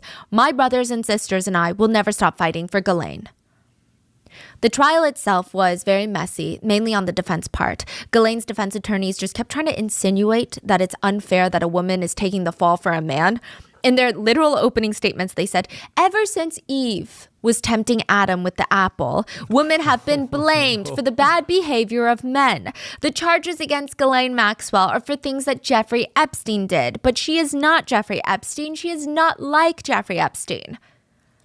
A victim testified about her abuse that started when she was 14, but now she has overcome her trauma and became an actress. The defense attorneys were like, you're an actress? Well, can you cry on command? How do we know you're not crying on command right now? How do we know that you're not acting right now? Other times, the defense tried to use the fact that a lot of the victims grew up to battle addiction and face other obstacles in life. They just kind of threw it in their face, like, how can we trust you if you do drugs? It was a lot. And side note, addiction is a whole other topic, but many of the victims stated that they fell into drugs to cope with their trauma. So it just felt like a very gross thing to use against them. Another victim, Annie, who is Maria's sister, she testified, and the defense tried to argue that Annie was not traumatized by her abuse because she wore cowboy boots. Okay, I'm obviously summarizing, but essentially, Annie was gifted a pair of cowboy boots from Ghislaine and Jeffrey. She stopped wearing them once she escaped them, but every time she would look and see them in her closet, she felt this pain. And she thought, you know what? No, I'm going to reclaim it. It's just a pair of shoes. It was part of her overcoming her trauma. So she starts wearing the cowboy boots again, and the defense brought in her cowboy boots, showed the wear and tear, and insinuated that if Annie was actually distraught about what happened and traumatized, she would throw the boots away and she would never be able to even wear them. The defense also tried to use the fact that some of the victims testifying were awarded anywhere between $2 to $5 million in the victim compensation program as a way to show that the victims were just money hungry and that they would say anything to get money out of the fund. There's a lot of victim blaming, a lot, which is in a way expected in our justice system, but also not. And it's infuriating because, it's what is going on? Why are we still doing this? And side note, when Ghislaine was asked if she would testify or not at her own trial, usually the defendant on trial will answer just a simple yes or no. But Ghislaine responded to the judge, "Your Honor, the government has not proven their case beyond a reasonable doubt, so there is no need for me to testify." In the end, December 29th, 2021, just a few days after Ghislaine's 60th birthday, Ghislaine was born on Christmas. The verdict came through, and Ghislaine was found guilty of 5 of the 6 charges. Ghislaine was sentenced to 20 years in prison. Her attorneys will be appealing, and Ghislaine states that she too is a victim of Jeffrey Epstein and was manipulated by him. She also states that when she gets out of prison, her life goal is to help others that have been incarcerated. So that's like Terramar 2.0. Ghislaine also stated that she wishes that she never met Jeffrey Epstein, had no idea how evil he was, and according to one source, Ghislaine is writing a book in prison. The source states that Ghislaine doesn't think that she's done anything wrong, and that once people read her book and they know her true story, she will be freed. Yeah. Crazy. The source also states that Ghislaine is very upset that she, a woman, is the only one facing consequences. Ghislaine is also adamant that the picture of Prince Andrew and Virginia Giuffre when she was 17 was forged. It's a fake edited photo, so it's wild. She also has zero proof. She just says, "I don't know exactly how many points there are, but there are over 50 problems with that picture, so I don't believe it to be a true picture." I will say the FBI had it in their possession and never brought up any suspicions that it was altered. So hopefully, Ghislaine will spend a very long time in prison. But there are still a lot of unanswered questions with this case. Like one victim stated during the trial that she saw a picture of Ghislaine Maxwell nude and pregnant in Jeffrey Epstein's house. There have been no further details. Ghislaine is not known to be a mother. Could she have a child somewhere out there? Could that be the beneficiary to the trust? I really can't tell you. I mean, the theories just keep going on this case. They're endless. But I will say the victims who have come forward to go up against people like Jeffrey Epstein and Ghislaine Maxwell, they are the ones with the true power. They are incredibly brave and admirable. And just to give you an idea, in the 58-page rule book for the house staff, a page reads, "Preparations checklist for master bedroom. Set air conditioning at 60 degrees. 2 lighted pens on both bedside tables. Jeffrey Epstein's large and small notepads on both bedside tables. Box of tissues on each bedside table. Replace if less than 1/3 full. Gun placed in bedside table drawer." And that is the full case of Jeffrey Epstein and Ghislaine Maxwell.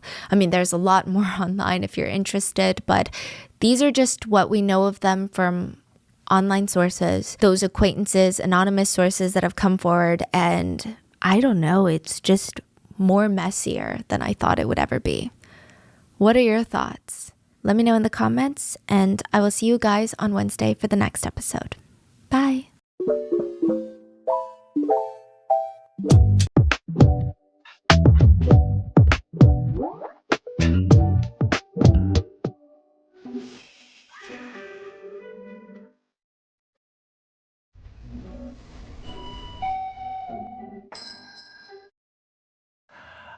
Agua. I'm not entirely sure what's been going on in this world, but I feel like everybody who owns a food company has been off the freaking rocker recently. We had the burger wars in the United States where the McDonald's CEO eats burger. Everyone starts clowning on him for the way that he ate the burger. Also, he did call the burger a product.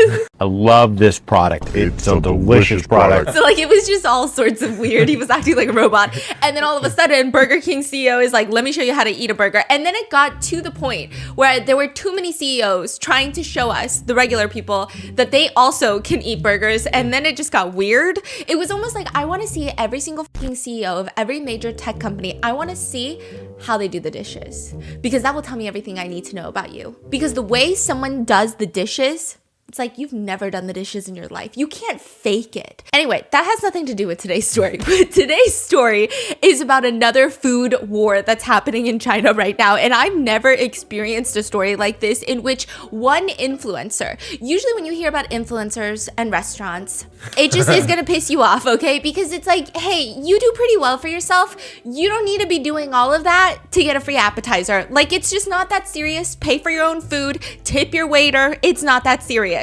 But this is a whole different level. This is not an influencer who said, I want a free meal. This is not an influencer who said, do you know who I am? Well, he did do that. But this is the most batch crazy. It's almost as if one influencer, let's say I almost take down the Cheesecake Factory. That's the type of power we're talking about right now. But first I have to tell you about Xibei. So there's this restaurant called Xibei. It's a huge chain in China. It's like the Cheesecake Factory. It's like, what's another huge chain here that's around? PF Chang's is kind of pricey.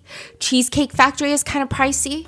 It's not fast food. Well, you know what? These days, Chipotle is getting crazy with their prices and their portions, but it's not like Chipotle prices. Like, you go there to have a sit-down meal. You might even have a birthday party there. So it's kind of like Cheesecake Factory, California Pizza Kitchen. I always call it Chicken Kitchen, okay?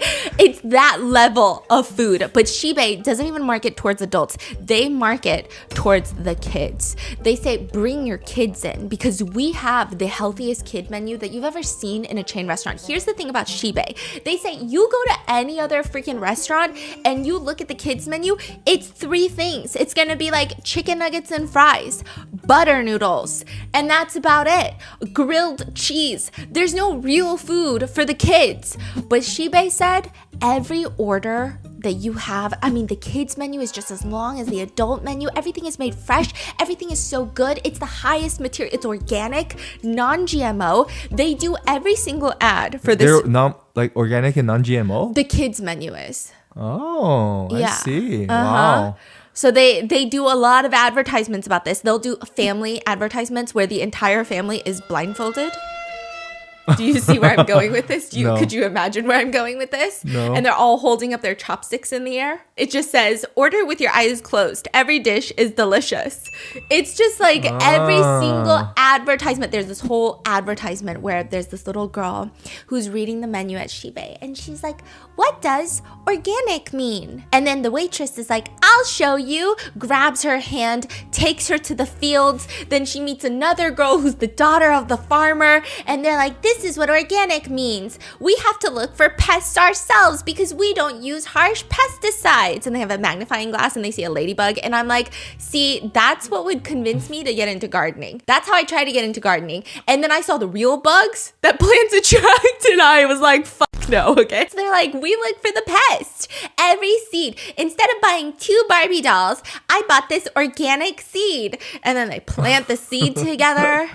Okay. And I was just like, this is cute, but also weird. And then the next one is like, this little kid is at the restaurant and is eating a lamb skewer because they're really big on lamb dishes. And she's like, why is this lamb so yummy? And the parents are like, because it's grass-fed lamb.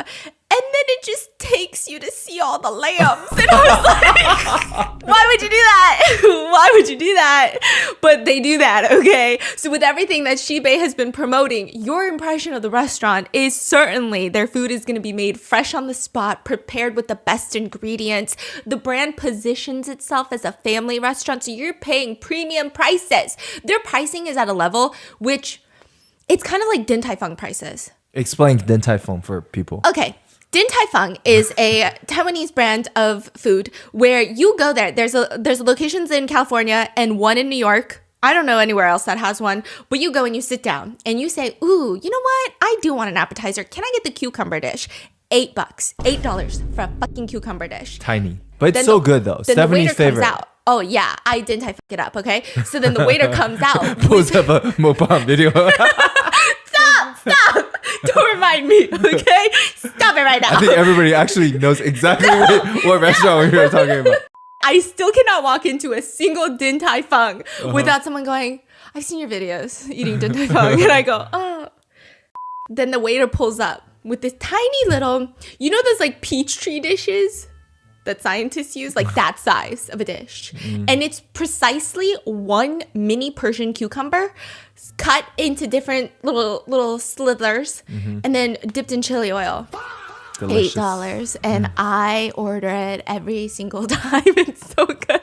Okay, it's Din Tai Fung prices. So I'm expecting that cucumber was farmed in the back of Din Tai Fung's owner's, founder's house. Like I'm expecting this cucumber to be out of this world. Didn't they say Din Tai Fung is like the highest grossing yeah. dollar restaurant in America? Like Yeah. one of the locations like the most brings in the most revenue. They make so much money. They have pretty much robbed me and my family. My sister, every time she's in New York, the amount of Din Tai Fung she consumes, she goes on Xiaolongbao tours in New York. Okay, that's another story for another time, but it's bad. It's bad. Xibei is like the Din Tai Fung in China.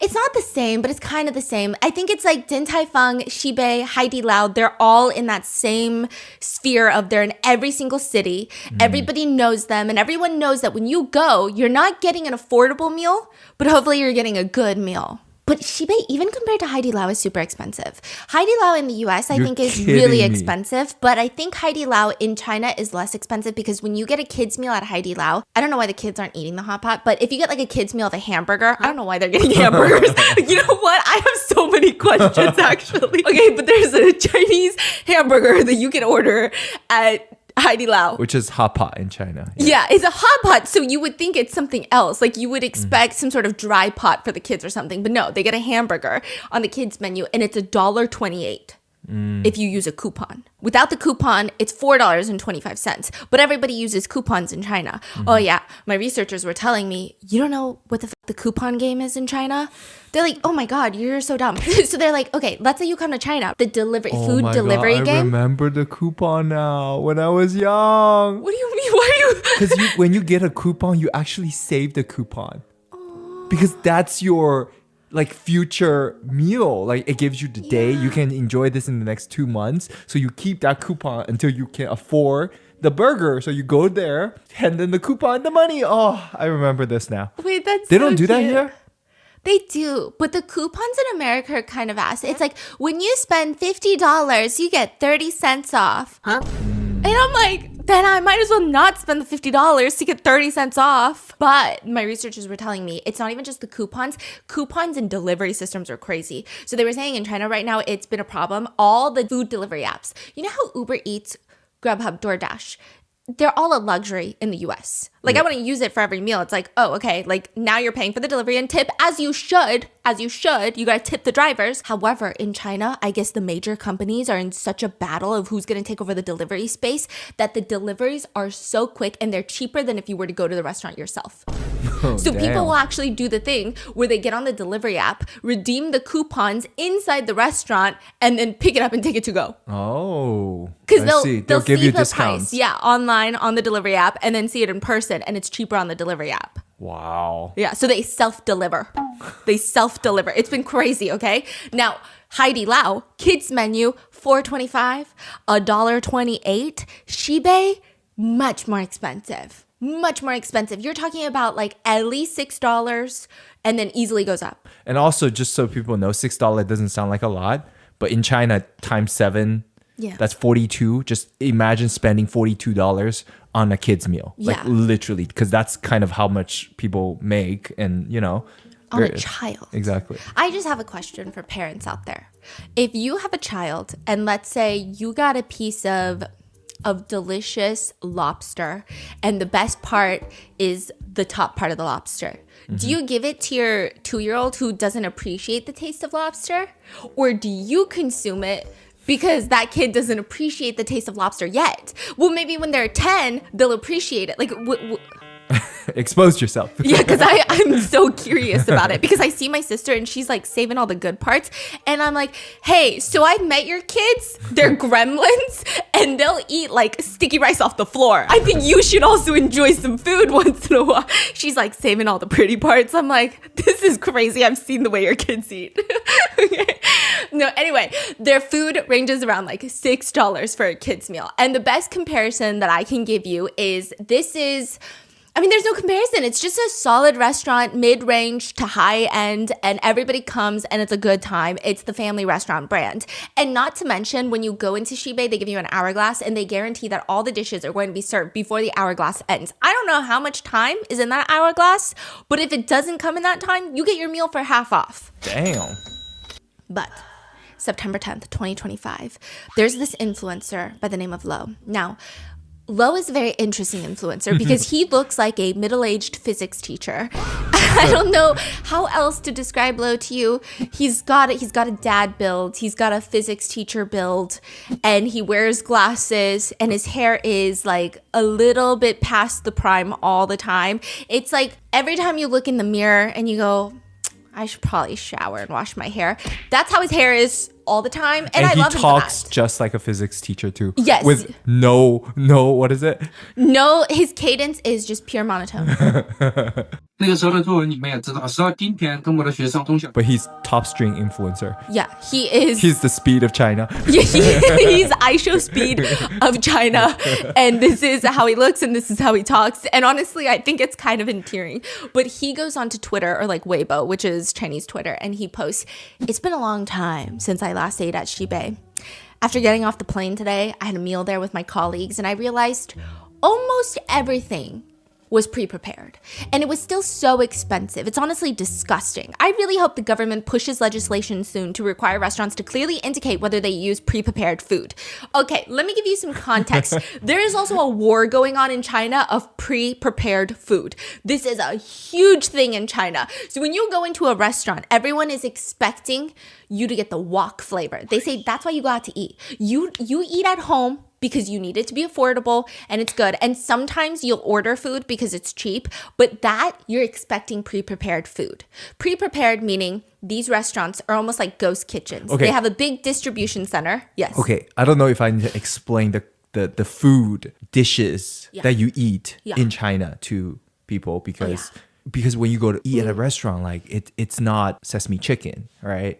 Okay. It's a lot of dishes. It's a lot of different dishes, and you cook with fresh ingredients. Yes. So it's like you throw veggies and oil and you stir fry it, chicken, like whatever. You stir fry it. Versus pre-produced food is almost like fast food, because everything is kind of in the package. Yes. You dump it out of the package, you reheat it, basically. Oh, okay. So I guess the best comparison would be if you go to a fast food chain and you get a burger, and that burger patty has been frozen, and then they just heat it up, throw it on the buns, put some sauce on Which it, put is some chopped fine. lettuce, which is fine. It's fine. But you're also expecting to pay the price of fast food. Yes. Because you're like, oh, I know the price. I know what I'm getting. Like, I know I'm not getting like a fancy cooked meal. It's fine as long as everybody knows, right? Yeah. But then if you go to a nice restaurant and they say, hey, I want $20 for this burger, I'm expecting someone on the grill pressing my burger patty down, smashing it with his bare fist,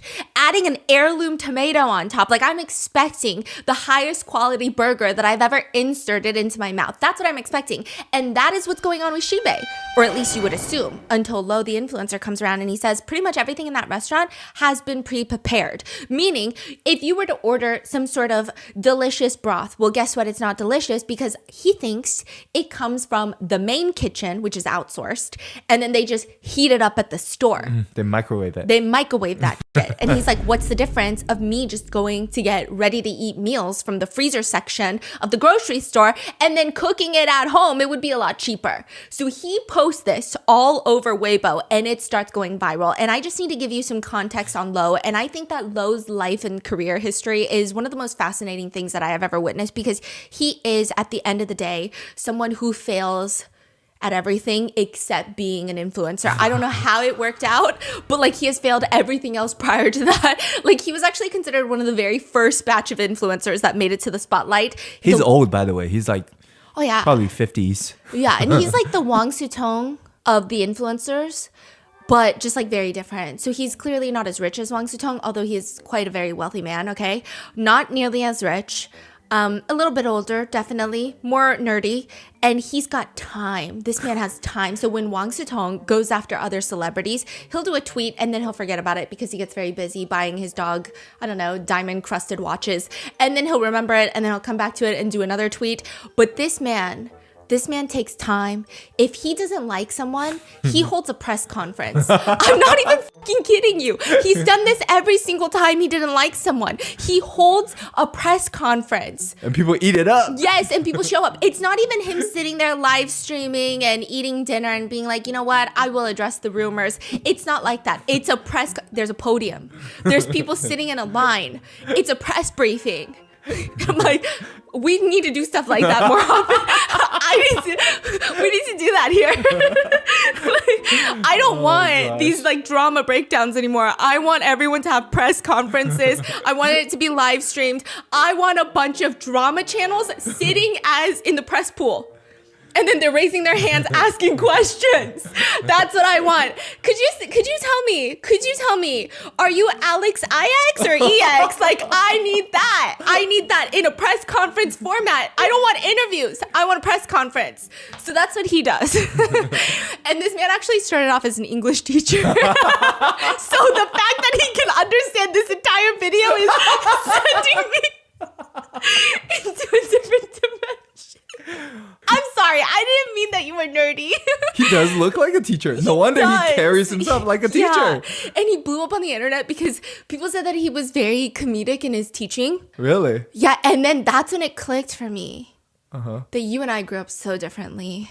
Oh, because that's like my English teacher? No, because like I watched the clips that went viral of him where he's like making jokes, and I'm like, this is the most boring class I've ever been in. And really? so I'm like, I guess most classes are very serious in China. So he has a very laid back style where he likes to tell stories as he teaches, which I feel like is a very common thing in the US, but Yeah. He's like, when you watch those TikTok videos of the stand-up comedians who post their own stand-up sets because nobody else will post them. And like it's good enough that you'll watch it until the end, but you're not like cackling. You're not hearting it. And you're not like sending it to your friends. You're just like, okay. All right. And then you swipe and then it's a dog and then you're like, ah! And then you swipe and it's hockey and then you're like, computer? You know, like it's just one of those things, and that's him. So the lectures go viral because everyone's like, this guy is so funny. I don't hear a single laugh in the audience, but they're like, this guy is so funny. So then he starts teaching English online, and then he gets listed as one of the top 10 influencers in China in 2005. As a teacher, though. Yeah. Wow. So he's like, I'm gonna leave teaching and really spread my wings. So he creates his own business called Bullog. Blog? Yeah. It's spelled Bullog. Blog. Okay. Bullog. He wanted it to be Reddit. So it was a blog. Okay. And after a few years, it went bankrupt. And then the website shut down. Then he started an English tuition center called Lo and His Friends English Academy. And that also failed. And then in 2012, he decided that he was going to make smartphones. I don't know what's happening with this guy. So then he created a brand called Smartisan, a smart artisan. He said, this is going to beat Apple. You don't even know. He went bankrupt. And he was 8 figures in debt, USD. He was like $10-20 million in debt. And then he had an air purifier. Okay, I had multiple people fact check this because when a researcher was telling me about it, and I was like, are you just making shit up right now? Because that would make me upset. And she was like, no, I swear. And I low-key didn't believe her. I'm so sorry. So then I asked somebody else and I was like, can you just fact check that for me? Because it doesn't make sense. And they're like, no, it's real. So he started a humidifier company called Jose Tronco. I don't know what the fuck. Jose Tronco? Yeah, and he also had a sound system company that he called David and Shelley. Huh? Okay. Yeah. I don't He know. just makes like different electronics. Yeah, but why would he name it David and Shelley? Who are David and Shelley to him? Who's Jose? I think sometimes What? What? sometimes what they would do, Yeah. you make it sound foreign. So that people want to pay for it. So people think it's like a foreign brand. I'm serious. Yes, maybe that's what he was Yeah, doing. yeah. You want to make it sound exotic. Yeah, so David and Shelley was the sound system. He also made an electronic cigarette brand called Wild, VVILD. I don't know, a suitcase company. All of these failed. It was at this point where he was named the industry death lamp because everything he touches just dies. But then in 2020, he decides, let me just try live streaming really quick. He paid off all his debt through selling on live stream. And then he started a live streaming company where it's called Be Friends Holding Limited. I don't know what his obsession with English is. And then successfully listed it in China. I think He went public? Yeah. Damn. There was one live stream where I think he had $14 million in sales of products in one live stream. I think there was another one where he broke $25 million sold in a live stream. Wow. Yeah. That's fucking... I think it's because he doesn't oversell things. He's just like a dad selling shit. And you're like, you know what, Mr. Lowe? I think I will buy that. Because he's just like, it's just okay, you know? So if you want it, it's okay. I mean, the price is okay. So what you're going to get is okay. So, okay. You're like, Okay. I mean, I guess that makes sense. I guess I'll buy that. But one thing I will say that has never changed is his constant popularity. People like him. People like that he's a knockoff Wang Sutong. People like that he's very honest and that he just, I will say, he is dependable. I feel like if I had a problem, I could go to him. I think that he would be quite judgmental about my problem, but I think he would help me fix it. That's the vibe he gives. Let me give you an idea. There is the Siemens, the refrigerator company. Oh, 西门子. Why'd you look at me like I was crazy when I said Siemens? 西门子. Okay. Siemens. And he was like, no, it's a Chinese brand. I was like, I've never heard this brand. And he's like, it's a Chinese brand. And I was like, really? It doesn't sound Chinese. I Google it. It's like a German brand. And he goes, oh, no, but we all have it in China. And I said, okay. So then the Siemens refrigerator and washing machine, they sell a bunch of household appliances. And he goes online and he's like, hey, listen up, Siemens. I got your refrigerator. I got your fucking washing machine. And both of them have broken down one after another. I would never buy this unlucky brand ever again. Let me tell you something. He says 9 times out of 10, I close my refrigerator door. Then I walk away. And then I come back, it's popped open by itself. Am I living with a fucking ghost? Why is my refrigerator door not closing properly? He's getting pissed off. He posts this, tags Siemens. It gets reposted. It receives over 1,000 comments with people saying, I have the same problem. My refrigerator door keeps popping open. So then he's like, you know what? I've decided to hold a press conference. So that he has a press conference. He's an influencer. Yeah. He's having a press conference where he's taking down Siemens. He's like, let me read you of all the anecdotal stories that everybody has. And then he's saying things like, you know, your company sells IQ 100 series refrigerators. Why the fuck are you naming it that when it can't even keep its door closed? Like, he's aggressive. This man is aggressive, monotone. Everything is monotone. He's not even passionate. But he's dissing. Like he's He's like, why would you call it IQ 100 series refrigerators? I really don't have the time or energy to deal with everyone on the whole internet, but for the people leaving comments under this post, we gotta resolve their issues as soon as possible. Otherwise, bear the consequences yourself, Siemens. Are you seriously calling this IQ 100? That's the vibe he gives me. And it's just like, I feel like I did something wrong, okay? Underneath that post, everyone is just like voicing their problems. Siemens doesn't respond.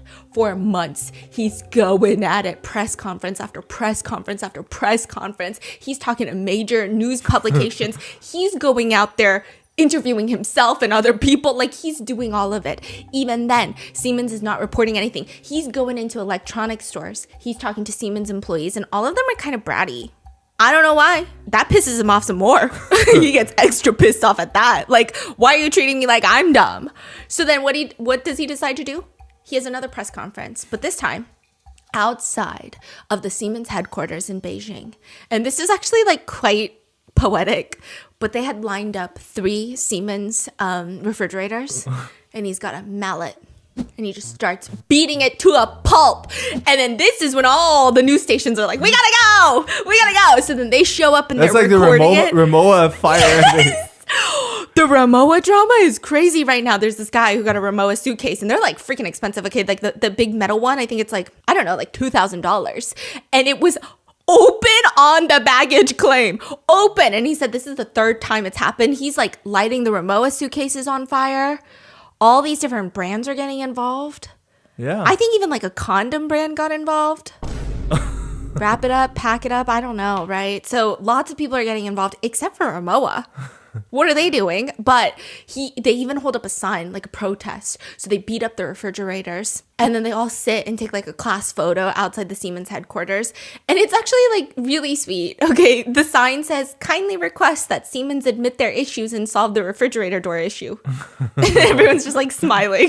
So the sheer drama, the sheer bizarreness creates such a buzz online that a few days after smashing the 3 refrigerators, he holds another press conference, and it feels so official. There's like presentations, there's slideshows, there's a mic that he's fidgeting with and it's not working right. He's got a clicker and everything, okay? So he's like, let me show you.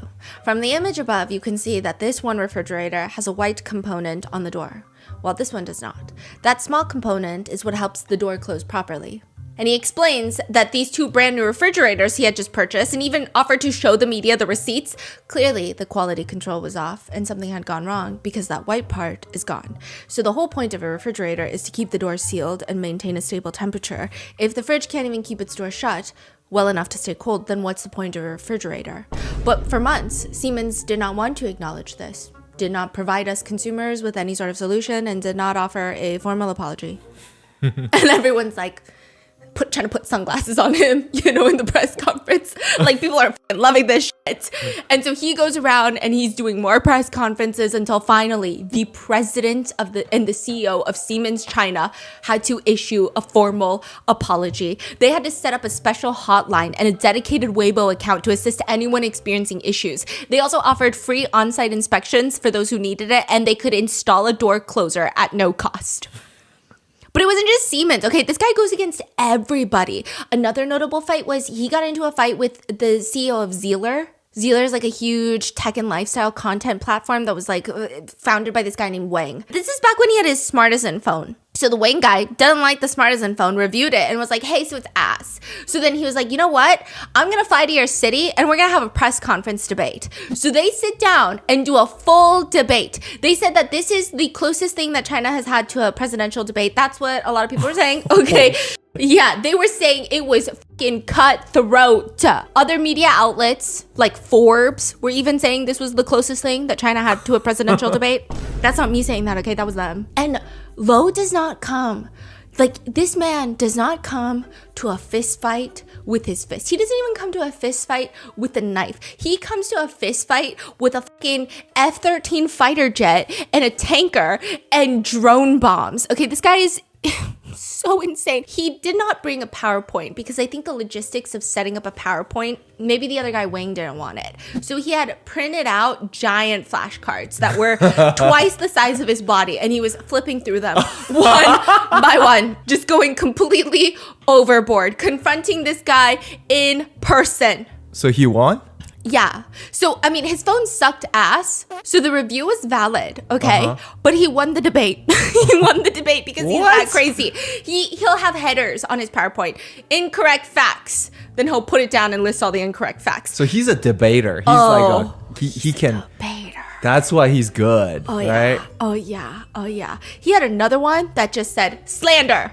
And then he went on to say that Wang is a slanderer. And then he said Wang's company has been receiving funding from big tech companies recently, so there's incentive for him to want to shut down a new company that's creating similar things that would be competing in the market against those other companies. He also said, don't talk about being an independent bitch when you're just a fucking whore. I'm not even kidding. He didn't say it like that. But he basically said it. We read in between the PowerPoint slides. We read the lines. He told him, don't talk about being an independent, thought-provoking person when you've got a sugar mama. So then it turns out, people were like, he's just saying stuff at this point. He's just calling him a little skank with no evidence. Turns out there are rumors that he was dating one of the CEOs of one of the biggest tech companies, and she was funding his lifestyle. So there was like a secret scandal that was uncovered from this? Okay. Yeah. Dong Minju?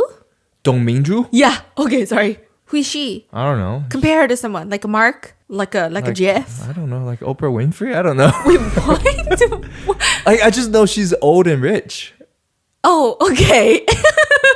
Okay, yeah, that's valid. Like, I mean, that's all I know. When you hear that name, that's all I know. Okay, founder of, or CEO of Gree Electronics. Have you heard of Gree Electronics? Yeah, no. Okay. Probably, so maybe some kind of like an old rich lady. Super rich. Yeah, old, okay. Yeah. Now, of course, both parties have denied such rumors, but he just got his ass wrecked. He just wiped the floor with him and then left with his smartphone. That's what Lo did. And Lo would even publicly say, like, as someone who holds grudges, that's what he says. He's like, look, I am someone who holds grudges. I never let any sort of thing go unpunished if I feel like I've been slighted. I also have a super highly aggressive personality. I've never lost an argument online. I've been through years of trials and tribulations. I just want everyone to know that my mind is so open-minded and broad that all of the enemies that I've made throughout my life could all fit in my mind and I would still find it so spacious. He said there would still be so much room left. Oh man, that's so good. But out of every single person that he's battled, he said there's one fight that he's lost to a Starbucks barista. Bro. There's a Legendary. viral video of him slapping himself in Starbucks because he's getting very confused by the sizes of like the tall grande Okay, let me tell venti. people. Yeah. So there's this video. I don't really know what that video like started from, but he walked into Starbucks. He's like, I would like, you know why? Because I relate to him. Why do you relate to him? Because I still don't know the size difference. We don't drink Starbucks anymore, but I know what you mean. Yes. Okay, continue. Yeah. So you go into Starbucks and he said, I would like the medium-sized cup. And the barista is smiling. She never stopped smiling. She said, we have 3 cups. This is, what's the size? Grande? Tall, grande, venti. Tall, grande, venti. But in Chinese, basically it's like, it starts with medium, large, and extra large. He said, out of these 3, I want the medium one. The middle one. Yeah. She's like, this one is large. This one is medium. He's like, but out of these 3, I want the medium one. She's like, this one is a large. The other one is the medium. So this go back and forth a few more times and he's just start to slap himself. And now people just use the meme of him slapping himself when they're just befuddled by any sort of conversation or behooved or anything is blasphemous. You're using that slapping meme, which by the way, Starbucks also, everyone needs to chill out. But Starbucks, aside from the news that they've already been in, the CEO recently said, the reason that you're getting a $9 drink from us is for the experience. And everyone said, what the fuck? Or you pay $9 for experience? He said? Yes. And everyone's like, are we talking about the same fucking experience that every American has probably experienced in their lives one too many times and it was not a spectacular experience? That's crazy. Have you seen the library cafes that have been popping up in a lot of cities? I think there's one in Atlanta too now. I know there's a lot in New York, but they have a whole bookshelf of books and you can read them for as long as you're inside the cafe. And you can probably get like a $5 drink and stay there for 3 hours. So talk to me later about experience. Anyway, Lo posts this whole paragraph about Shibei, how he and his colleagues went there. Everything tasted like prepackaged food. Now, am I a PR person? No. But I think everyone with half a mind would tell Shibei, don't address this. Like, it's not a big deal unless, I mean, do you feel like this is such a big deal that you want to come out and refute this? Like, what's going on, right? Shibei could have just done nothing and nobody would have thought about it twice because it's just an his accusation. complaint is like, I went into this very high-end restaurant, like that I haven't been back for so long. Turns out everything in there, you pay premium price for fast food. But the reason that people didn't think that Shibei should have responded is he didn't even phrase it like that. He was just saying everything tastes like prepackaged food. So it's like, I mean, that's just a subjective opinion. It's not a crazy accusation of like, I went into the kitchen or I saw someone doing something crazy in the back kitchen. It was just like, it tastes like Yeah. and it was expensive and it tastes like ass. So it's like, okay, his followers are going to see that and probably won't go, but I don't think Shibei needs to respond is how a lot of Chinese netizens were feeling.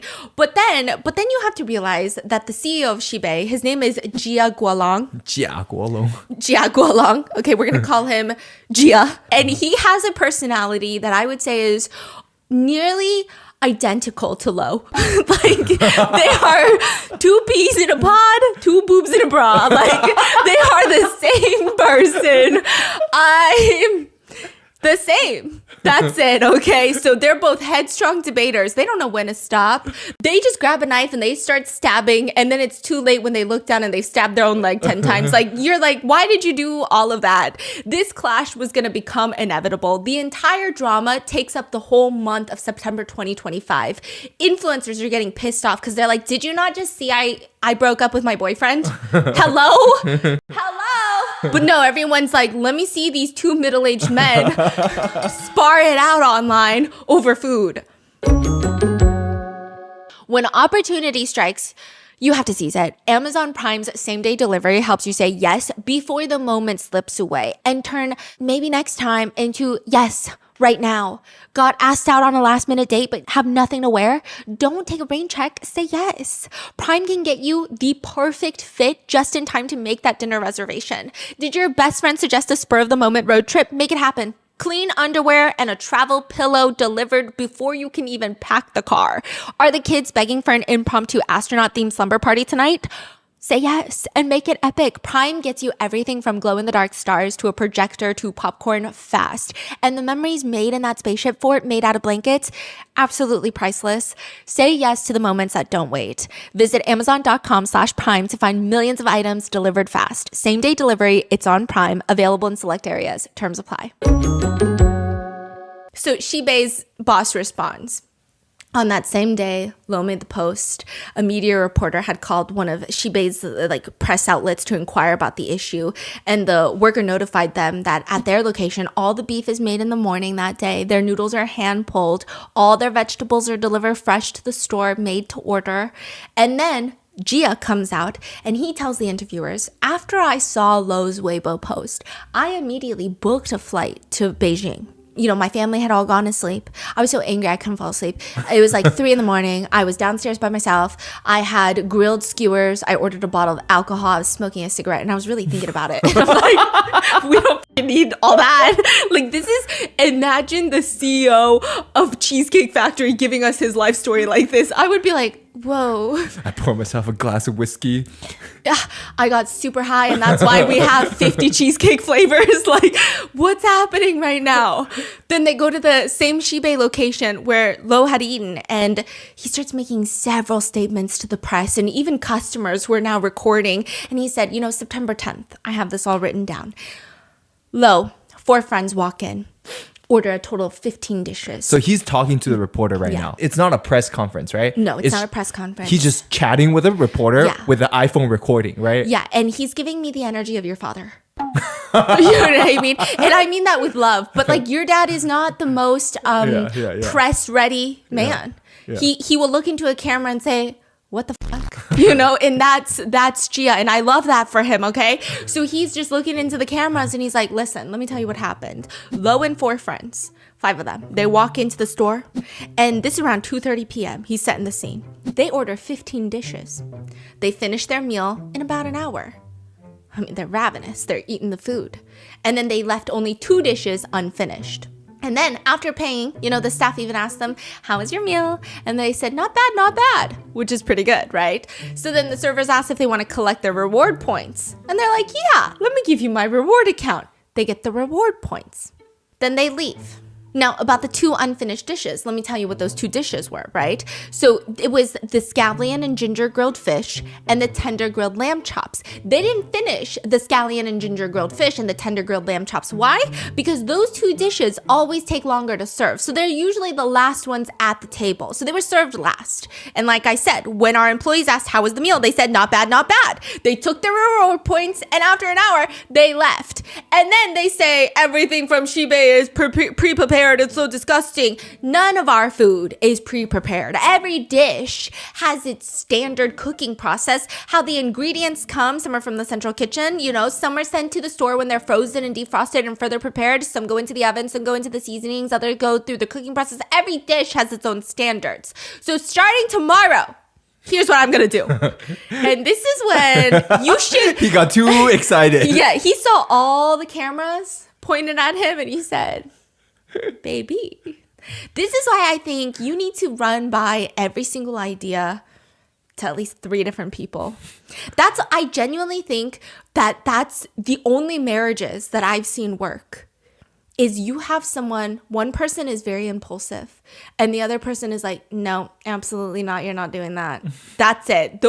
When you have 2 impulsive people, it's not going to work. They're going to light the world on fire. You've got 2 people who are like, absolutely not. You're not doing that. They're kind of boring. And I don't think he's getting that from anyone because he's got a big head. So he says, starting tomorrow, we will open all 370 locations nationwide. And I am going to give you full transparency and access to our kitchens. Everyone. You on the internet who has never washed your hand, who wears shoes that have dog shit caked on the bottom, come into our kitchens. And see it for yourself. I don't know how that's sanitarily allowed. Like the health department rolling over in their graves. But he's like, every single person is welcome. That is how we will clear up the issue that we are not having pre-prepared dishes.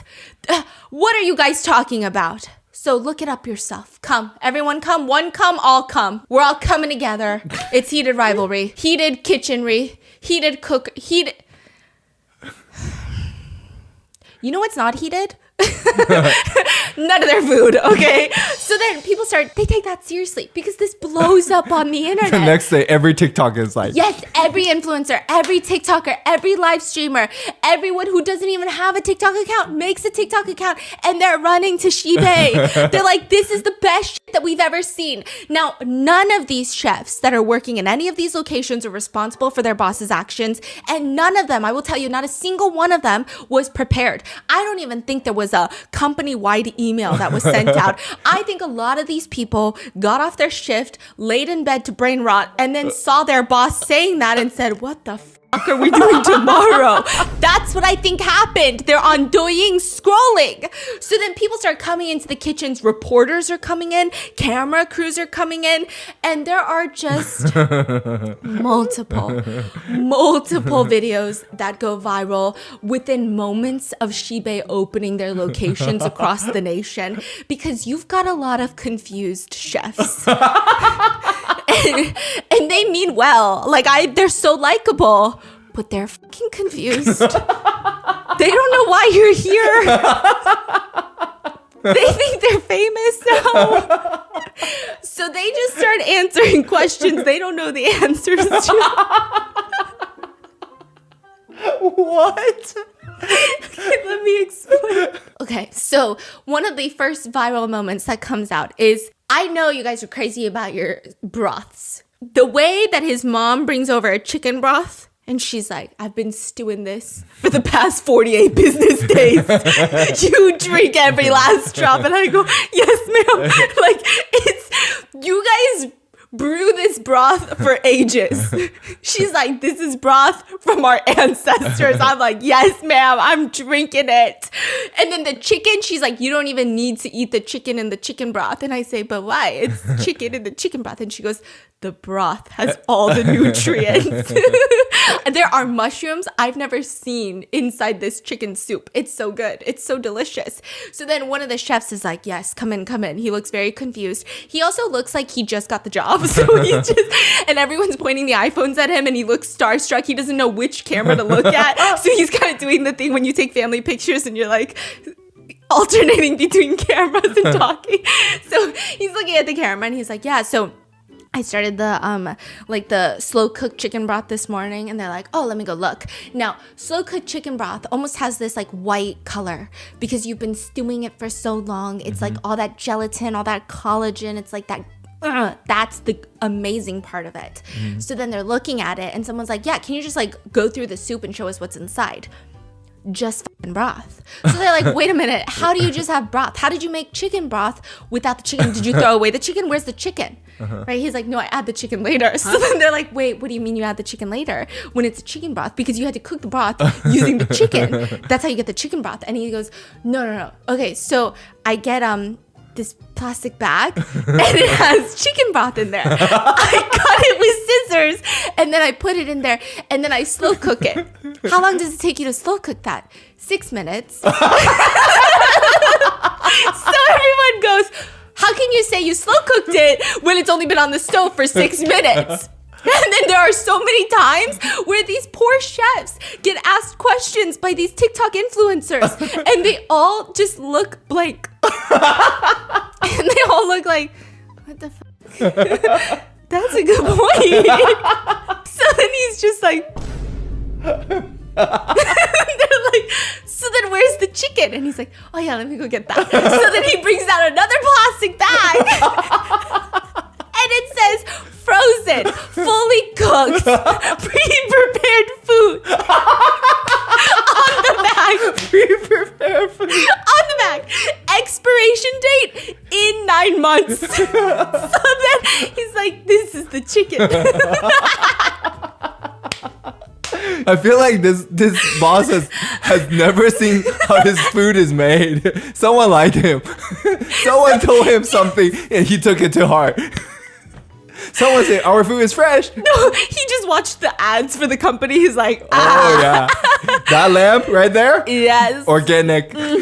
We brought the lamb alive to the kitchen, actually. Oh. So then he was like, the chef is like, no, it's not like prepackaged food. Because they're like, it literally says prepackaged food. And he goes, it's, we call it like a semi-finished product. Semi-finished. Which again, nothing's wrong with this. You just expect to pay cheaper prices. Like you're not expecting to pay $30 to get your broth out of a bag. Okay? That's crazy. I think also their marketing. They Yes. keep saying it's like fresh. Oh, and then he points at a pile of frozen desserts. And someone's like, are these fresh? And he goes, no, it came here frozen. But like they're cooked, and we serve them when they're fresh. And he's like showing all the kitchen stuff. And he's like, so this is the grilled fish, but it's frozen right now. The skewers, we get them pre-marinated. So are they frozen? Yeah. Okay. So he's just like doing a whole tour and it's progressively getting worse and worse and worse. And then they're like, well, how many dishes do you have on the menu? Oh, we serve around like 60 types. How many of them are frozen? Probably a lot of them. Most of them? Yeah, most of them. And then they go to the vegetables. They're like, show me your fresh produce. Because they're all talking about, oh, come bring your kid here. We got the fresh veggies. And then he was like, so this is our broccoli. And it's frozen. Why don't you use fresh vegetables? Oh, because these are organic broccoli. So it's frozen. Okay, so everyone's like, what the fuck is going on? On the package, the broccoli expires in 2 years. So people are saying, when you bring your kid to Shibe, they're eating broccoli that's older than them. Okay, the broccoli has been on this planet longer than your fucking child has been on this planet. And your child is consuming the broccoli. And again, nothing is wrong with frozen broccoli. Okay, there's actually debates that there might be more nutrition in frozen vegetables these days because they flash freeze them when they're prime. But it's just the fact that they market it and then they charge you a bajillion dollars. You're just expecting, a normal human would go in there and expect it to be fresh broccoli, but it's not. And these poor employees, I mean, they're just getting hounded with questions. They're like, why is the shelf life on the broccoli 24 months? And he goes, I'm not the one that decides that. So then they're all just like, what is going on? At one point, they start going through the kitchen supplies and they realize that this kitchen, this huge kitchen that serves 60 various different dishes, they have 10 knives, and 9 scissors. Because all they do is cut open the plastic bags. That's all they be doing. There's another viral clip of one of the interviewers asking a chef if they have any overnight foods at Shibei. So overnight foods is like a big thing where let's say you have a dish from Tuesday night, lamb chops. You got leftover lamb chops at the end of the night. They want, especially nice restaurants that charge a lot, the employees should take home the lamb chops. Because tomorrow, they should not see those fucking lamb chops. It should be fresh lamb chops for all the customers. And he's like, do you guys do overnight foods? And he's like, no, absolutely not. So then they go over the lamb chops, which has a shelf life of two years. So one bag, how many times do you use this? Oh, three meals.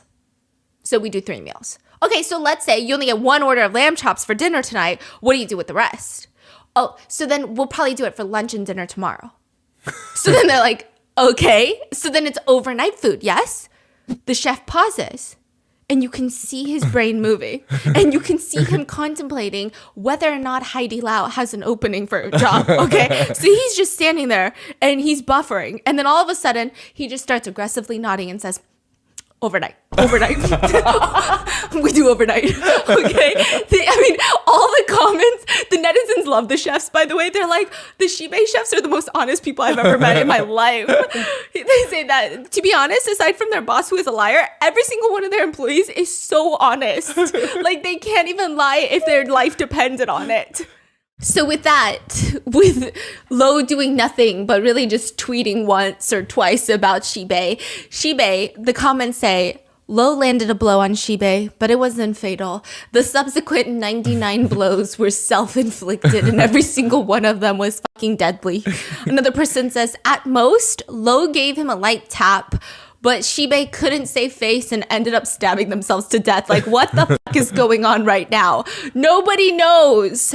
And people were saying, you got to take the Heidi Lau incident, for example. So recently in Heidi Lau, I think a few months before this, a Heidi Lau in Shanghai got caught in a huge scandal. Is it the rat? Oh, no. Wait, what is it? There was a rat? Oh, I don't know. Oh my God, there was a rat? Okay, maybe I'm wrong. I don't know. What is it? That felt slanderous. Okay. I don't know. What is it? Okay, so in Shanghai Heidi Lau, 2 17-year-old boys, motherfuckers, they should be charged as adults. They got up on the table after they finished their meal and pissed into the hot pot. Oh my God, yes. They peed in the hot pot. They urinate into the hot pot on top of the table. I mean, this is nasty. These get reused. They wash the hot pot and then they reuse it. But that's not the restaurant's fault. It's right? not the restaurant's fault, but it could have gone really bad. Heidi Lau, they act quickly. They act super quick. They address all the issues.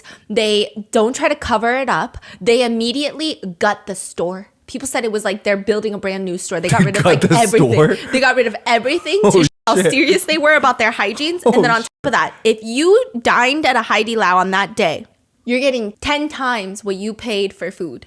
So if you spent $100, you're getting $1,000 back. Damn. From Heidi Lau. Damn. And everyone, all the netizens, from what went from, oh my gosh, I never want to eat at a Heidi Lau ever again, to why the fuck didn't I eat at Heidi Lau on piss day? I'm so pissed off at myself. Someone said, I'm poor. If someone peed in that pot and I used it right after but got 10 times the compensation, I wouldn't even mind eating it every single day.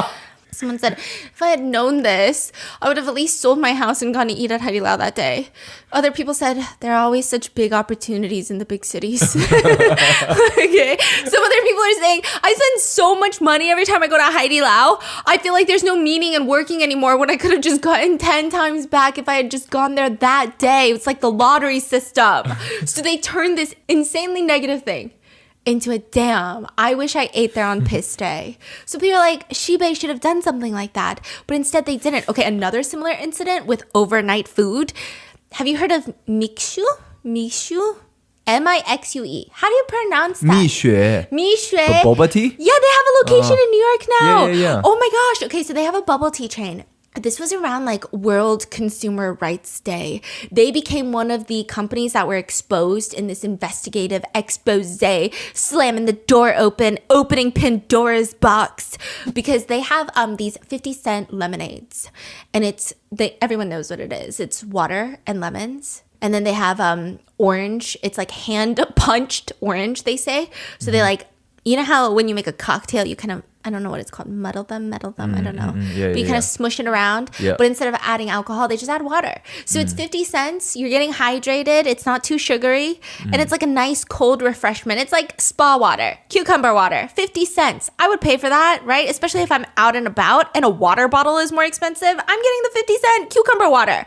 Well, turns out, sometimes they would use the same lemons the next day. The lemons would be left overnight and then they would use it the next day. Okay, that's like the whole, that's the drama. And Serious. it was serious, very serious. Everybody was going crazy over this. Mainstream media is reporting this as if, holy shit, this brand is going to go down. All the comments said, if my lemon water doesn't have lemons that sit out a little, that rest overnight, I don't fucking want it. Why? Because they say, how dare you try to take down our 50-cent fucking waters? And then all the comments said, Mishu, I already had low standards, but I'm lowering it again just for you. That's it. Okay, because the product is so good and so affordable. Yeah. And they don't mind the lemon sits overnight. Okay. Yeah. And then everyone's saying, mainstream media journalists, Mishu uses overnight fruit. Netizens, they use real fruit? Incredible. Let's go more often. People say, you know what? Here's the easiest solve. That's true. Open Mishu 24 hours. Then we won't have overnight fruit and I'll get my lemon water at 3 a.m. People are like, don't come from my Mishu. Okay, easy on my Mishu, which by the way, if you're in New York City, you can go to Mishu and I believe they're having similar prices. I don't think it's American prices. I think you can get like a soft serve ice cream cone for $1. Oh, and I heard that's it's the fucking one. banging. Yes. And then if you yeah. guys have seen this giant snowman character with a smiley face, it's like the really cute snowman on edited as the Statue of Liberty. That was Mishu. Okay. Yeah, because they're coming to New York. Oh yeah. I actually have not seen a Mishu fight in New York though, but people saw them on the, okay, so their mascot. Mishu fight? Yeah, okay, so their mascot is the Snow King. It's a giant snowman, cute, the most adorable fucking snowman you've ever seen, always smiling, and it's like a big inflatable. So they have mascots at their stores. A lot of people started spotting them in the dirty streets of New York City. One of them was spotted on the train, and so everyone's like, oh my God. That's so smart. Why is Mishu on the train? They made their mascot just roam around the city? Yes. Whoa. And it's actually really smart because in China, they have Mishu fights. So it's like a thing in China. I didn't know it's part of the culture. Okay, my culture is not your joke, but it's like it's a thing where every store, a lot of their brands have their own mascots. And these mascots, a lot of the times in touristy areas specifically or high traffic areas, they have a lot of stores. So you'll have like a Mishu, you'll have another boba tea shop, you'll have another fast food chain, right? Like one store away from each other. And they all get their inflatable mascots and they just start fucking fighting on the street. I've never seen anything like this before. And I went down this deep rabbit hole of watching copious amounts of videos. I think I almost became brain dead from these Mishu fights. So this Snow King will go out there and we'll just start going crazy. It'll start singing. It's they have a theme song. It's like, you love me, I love you, Mishu's sweet and lovely, and they'll sing it while they're fighting. One of Mishu's biggest competitors is called Cha Panda. And a panda is their mascot. I know, whoop-de-f***ing-do, we never would have guessed, right? And so on the street, sometimes you'll randomly just see a snowman and a blue panda fighting. And so here's what I was thinking. Okay, I'm like, this is a Saturday event. Because like, why would you do this on a Tuesday? It's a Saturday event when there's a lot of traffic, when there's a lot of people walking by, right? But in every single video, there's only like 3 people walking by. And I'm like, oh, they're doing this for fun. They're dedicated. These mascots. They're paid fighters. Yeah, they're MMA fighters in disguise. They're training for something. How severe is the fight? How dedicated are they? Okay, so when it's 2 inflatables, right? They do lots of bouncing and boom, boom, and then some of them will flip over. Now, it gets really intense to the point where a lot of them will deflate because the fight was so intense. Yeah. And they have backup ones. So They have change? backup ones that'll come in and do the rest of the fight. What do you And mean? then- They have friends? peers? Yeah, they have multiple Mishu snow. Oh. Yeah, Mishu's got big budget. No, it's like a gang fight. Yes, and Okay. then one of them actually doesn't fight, and one of the snowmen just holds up a Mishu flag as like symbolizing we won. Oh. Yeah, and they just like wave it around. So there's like 3 snowmen. There's this one picture I can't get out of my head. It's like a Mishu snowman standing at the Mishu store, and then the Mishu next to him, another snowman, is just plopped on the ground. No one's helping. No one's even looking at the one on the ground. It's just like dead on the ground. And like people are acting like this is completely normal. This is just another day for fucking Snow King. Yeah, sometimes they also have their giant ice cream soft serve cone. They have like a plastic replica of it outside, like a giant prop. And sometimes when Mishu gets real riled up, they'll grab it and try to poke Chop Panda's inflatable to pop it. And it's just like I don't know what's happening. Like, you would genuinely think that this is for promotional purposes. No, they just be doing that. Like, they're stabbing each other with ice cream cones. They're getting deflated. It's a lot. It's a lot that's happening. These battles are they're not kids' play. And there's this huge burger chain in China called Wallace. It's just like I've never heard of a Chinese word called Wallace, okay? But they're like the competitor for KFC, because KFC is actually quite pricey in China. So Wallace is the affordable version. And they are not Mishu's competition. They sell burgers. Mishu sells boba and drinks and ice cream. But it doesn't matter. During one of Wallace's grand openings, it was like a drive-by, okay? Snow Kings show up and just start beating up the burger mascot. Out of nowhere. They just roll Drive-by? up. Yeah. They roll up, get out the van, and they just start pummeling. Oh, and even the Mishu customers are really funny. So there was this one incident that went super viral last year where a customer ordered Chop Panda boba tea takeout. They realized they get it, and they checked the label, and they had specifically requested added sugar. But then they checked their delivery app and it says added sugar, but they checked their drink, there's no added sugar. It's bitter. So they're pissed. They reach out to Chop Panda, that exact location, and they say, hey, listen, I asked for added sugar and you didn't give me added sugar. So what are we going to do about this? And they're like, we're so sorry. We're going to get you a full refund. The customer texts them back because it's like a chat. And they say, no, get me the employee who made the mistake and have them sing the Mishu theme song for me. If they sing it, I'll write a good review. Chop Panda responds, okay, give her some time to get into the right headspace. I don't want the refund, so get ready. After a few seconds, Chop Panda replies with a 20-second voice message of them singing the competitor's theme song with full enthusiasm.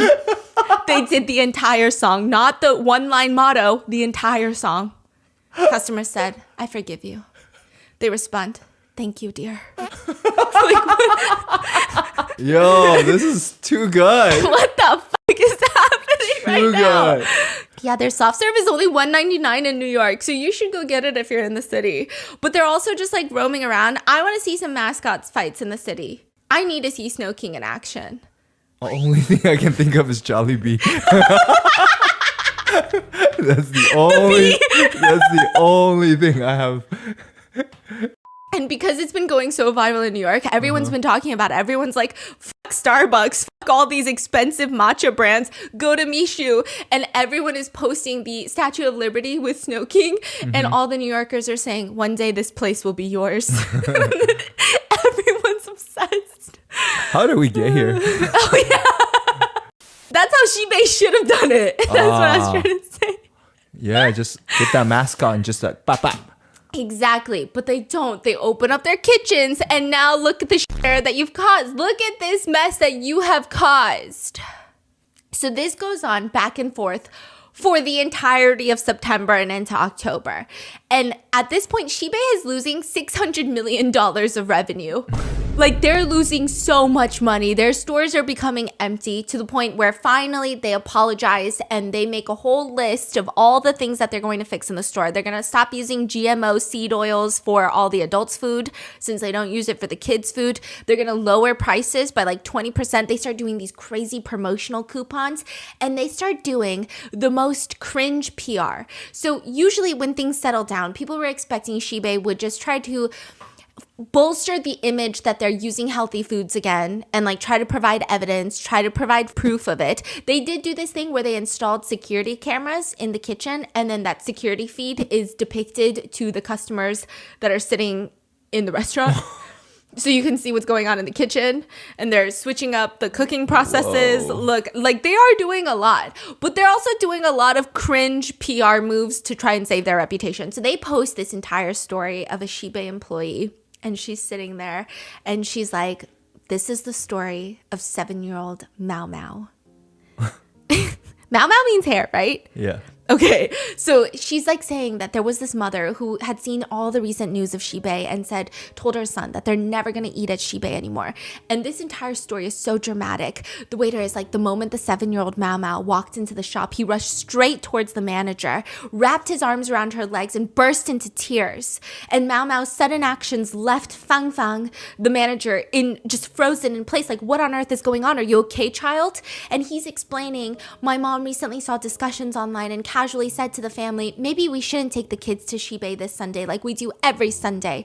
It was just a little thing that his mom threw out, but Mao Mao overheard it. He started crying, throwing a tantrum, insisting on going to Shebay, even when his mom tried to distract him, like, I'll take you to grandma's instead, or I'll take you to buy a toy instead.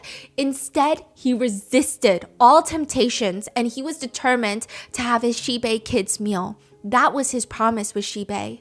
So Mao Mao's mother realized that her child had been eating Shebay since he was 2 years old. And in the past 5 years, there had never been any food safety issues. She shouldn't let some online discussion undermine that trust. That 5-year journey from ages 2 to 7 was no longer just about eating. It had become a habit in her child's growth and a reflection of her parents' trust in Shebay. What warmed our manager, Fang Fang, is not just the love from customers, but also the love from Shebay itself. Yikes. The employee is filming this, they forced a poor employee to film this. And from a PR perspective, what the f? Just shut up. That's crazy considering all of that's been going on. This is the last thing. And people said, everyone thought that Shebay had already taken off all their clothes and there was nothing left to see, but they bent over, spread their ass cheeks open and said, let me show you Mao Mao, which means let me show you my butt hair. Oh, shit. And people are saying this because no one thinks 7-year-old Mao Mao exists. So they're not like dogging on a kid. They didn't show a kid. It's just a story of a hypothetical kid that nobody thinks exists. Everyone's like, this story definitely didn't happen. And then people started doing these photoshopped images of a kid hugging a Shebay employee, and the caption is, it's okay, Mao Mao. I will freeze it for you and you can eat it when you get older. So right off the bat, this story already sounds fake, but then netizens start nitpicking it and they're all questioning like all the random details. So the employee is like, oh yeah, I've known Mao Mao and he's in kindergarten now. And all the comments are like, that kid is 7 and in kindergarten? I don't know how ages work. But all the Chinese netizens are like, 7 and in kindergarten? The Shebay food got to him. He's not learning, okay? People are saying like, what is happening? That's why you can't feed them Shebay.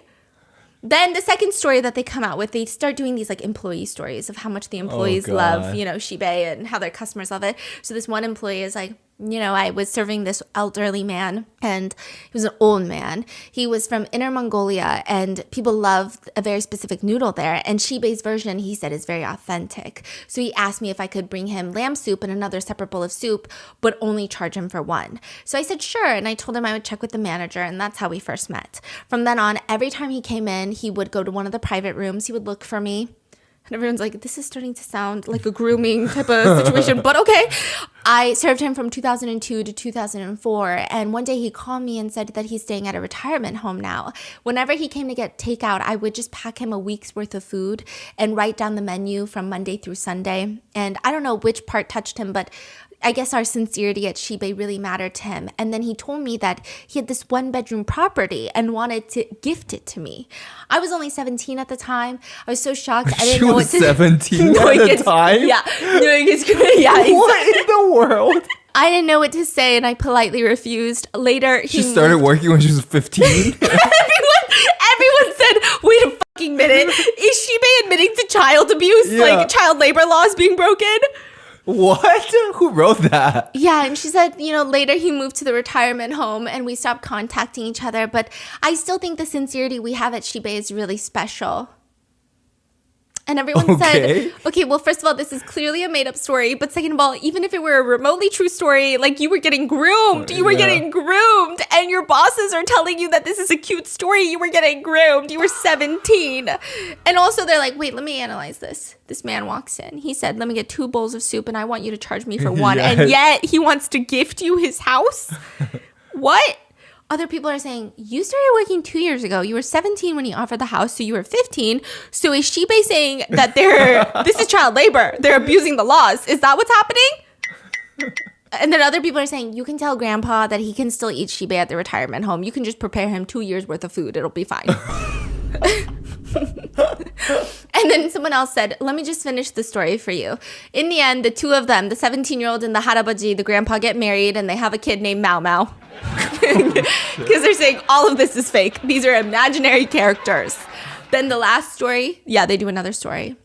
And this time it's like at a Shibe work conference where one of the employees goes up and is like, I need to tell you about one of the best stories I've had working at Shibe. And the founder of Shibe, Jia, is in the crowd and he's just tearing up. And the camera pans to him at the perfect time that he's tearing up. It's like a wedding vow more than anything. Okay, it's like, what's happening? So this is the story of the 1-year-old. She said this mother walks in and this mother was telling her like her 1-year-old would just never eat enough food. They went to the doctor. They did everything that they could. But when they started taking him to eat at Shibe, that's when he truly learned how to eat food. And that's how Shibe became a family. And now he's almost 3 years old now, has very strong feelings towards Shibe. And there was one time where the closest location to us had shut down. He saw the manager, ran up to the manager on the last day when everything's already closed and was just sobbing because this is how he eats. He lives and The breathes. 3-year-old? Yeah, Shibe. And it's just, I mean, Shibe literally was the only reason my child ate food. And then Gia's just in the crowd wiping his tears. Okay, but then you know what's crazy? People are like, who the f*** is this employee sharing this story? Turns out, Gia's stepdaughter. The fuck? Okay. Yeah, so they're like, okay, this is not an employee who works at a store. This is literally, I mean, it's crazy. And then there were other episodes or like other viral things that were just taking off. There would be this one guy who's sitting there and he's like, I always take my kid to Shibe. Like people, whatever they're saying online is just flat out fake. I take my kid to Shibe every single day. And you know what? He's taller than the other kids in his class. He's blah, blah, blah, blah, blah, blah, blah. And then the netizens, they catch him at a Shibe location in a Shibe uniform.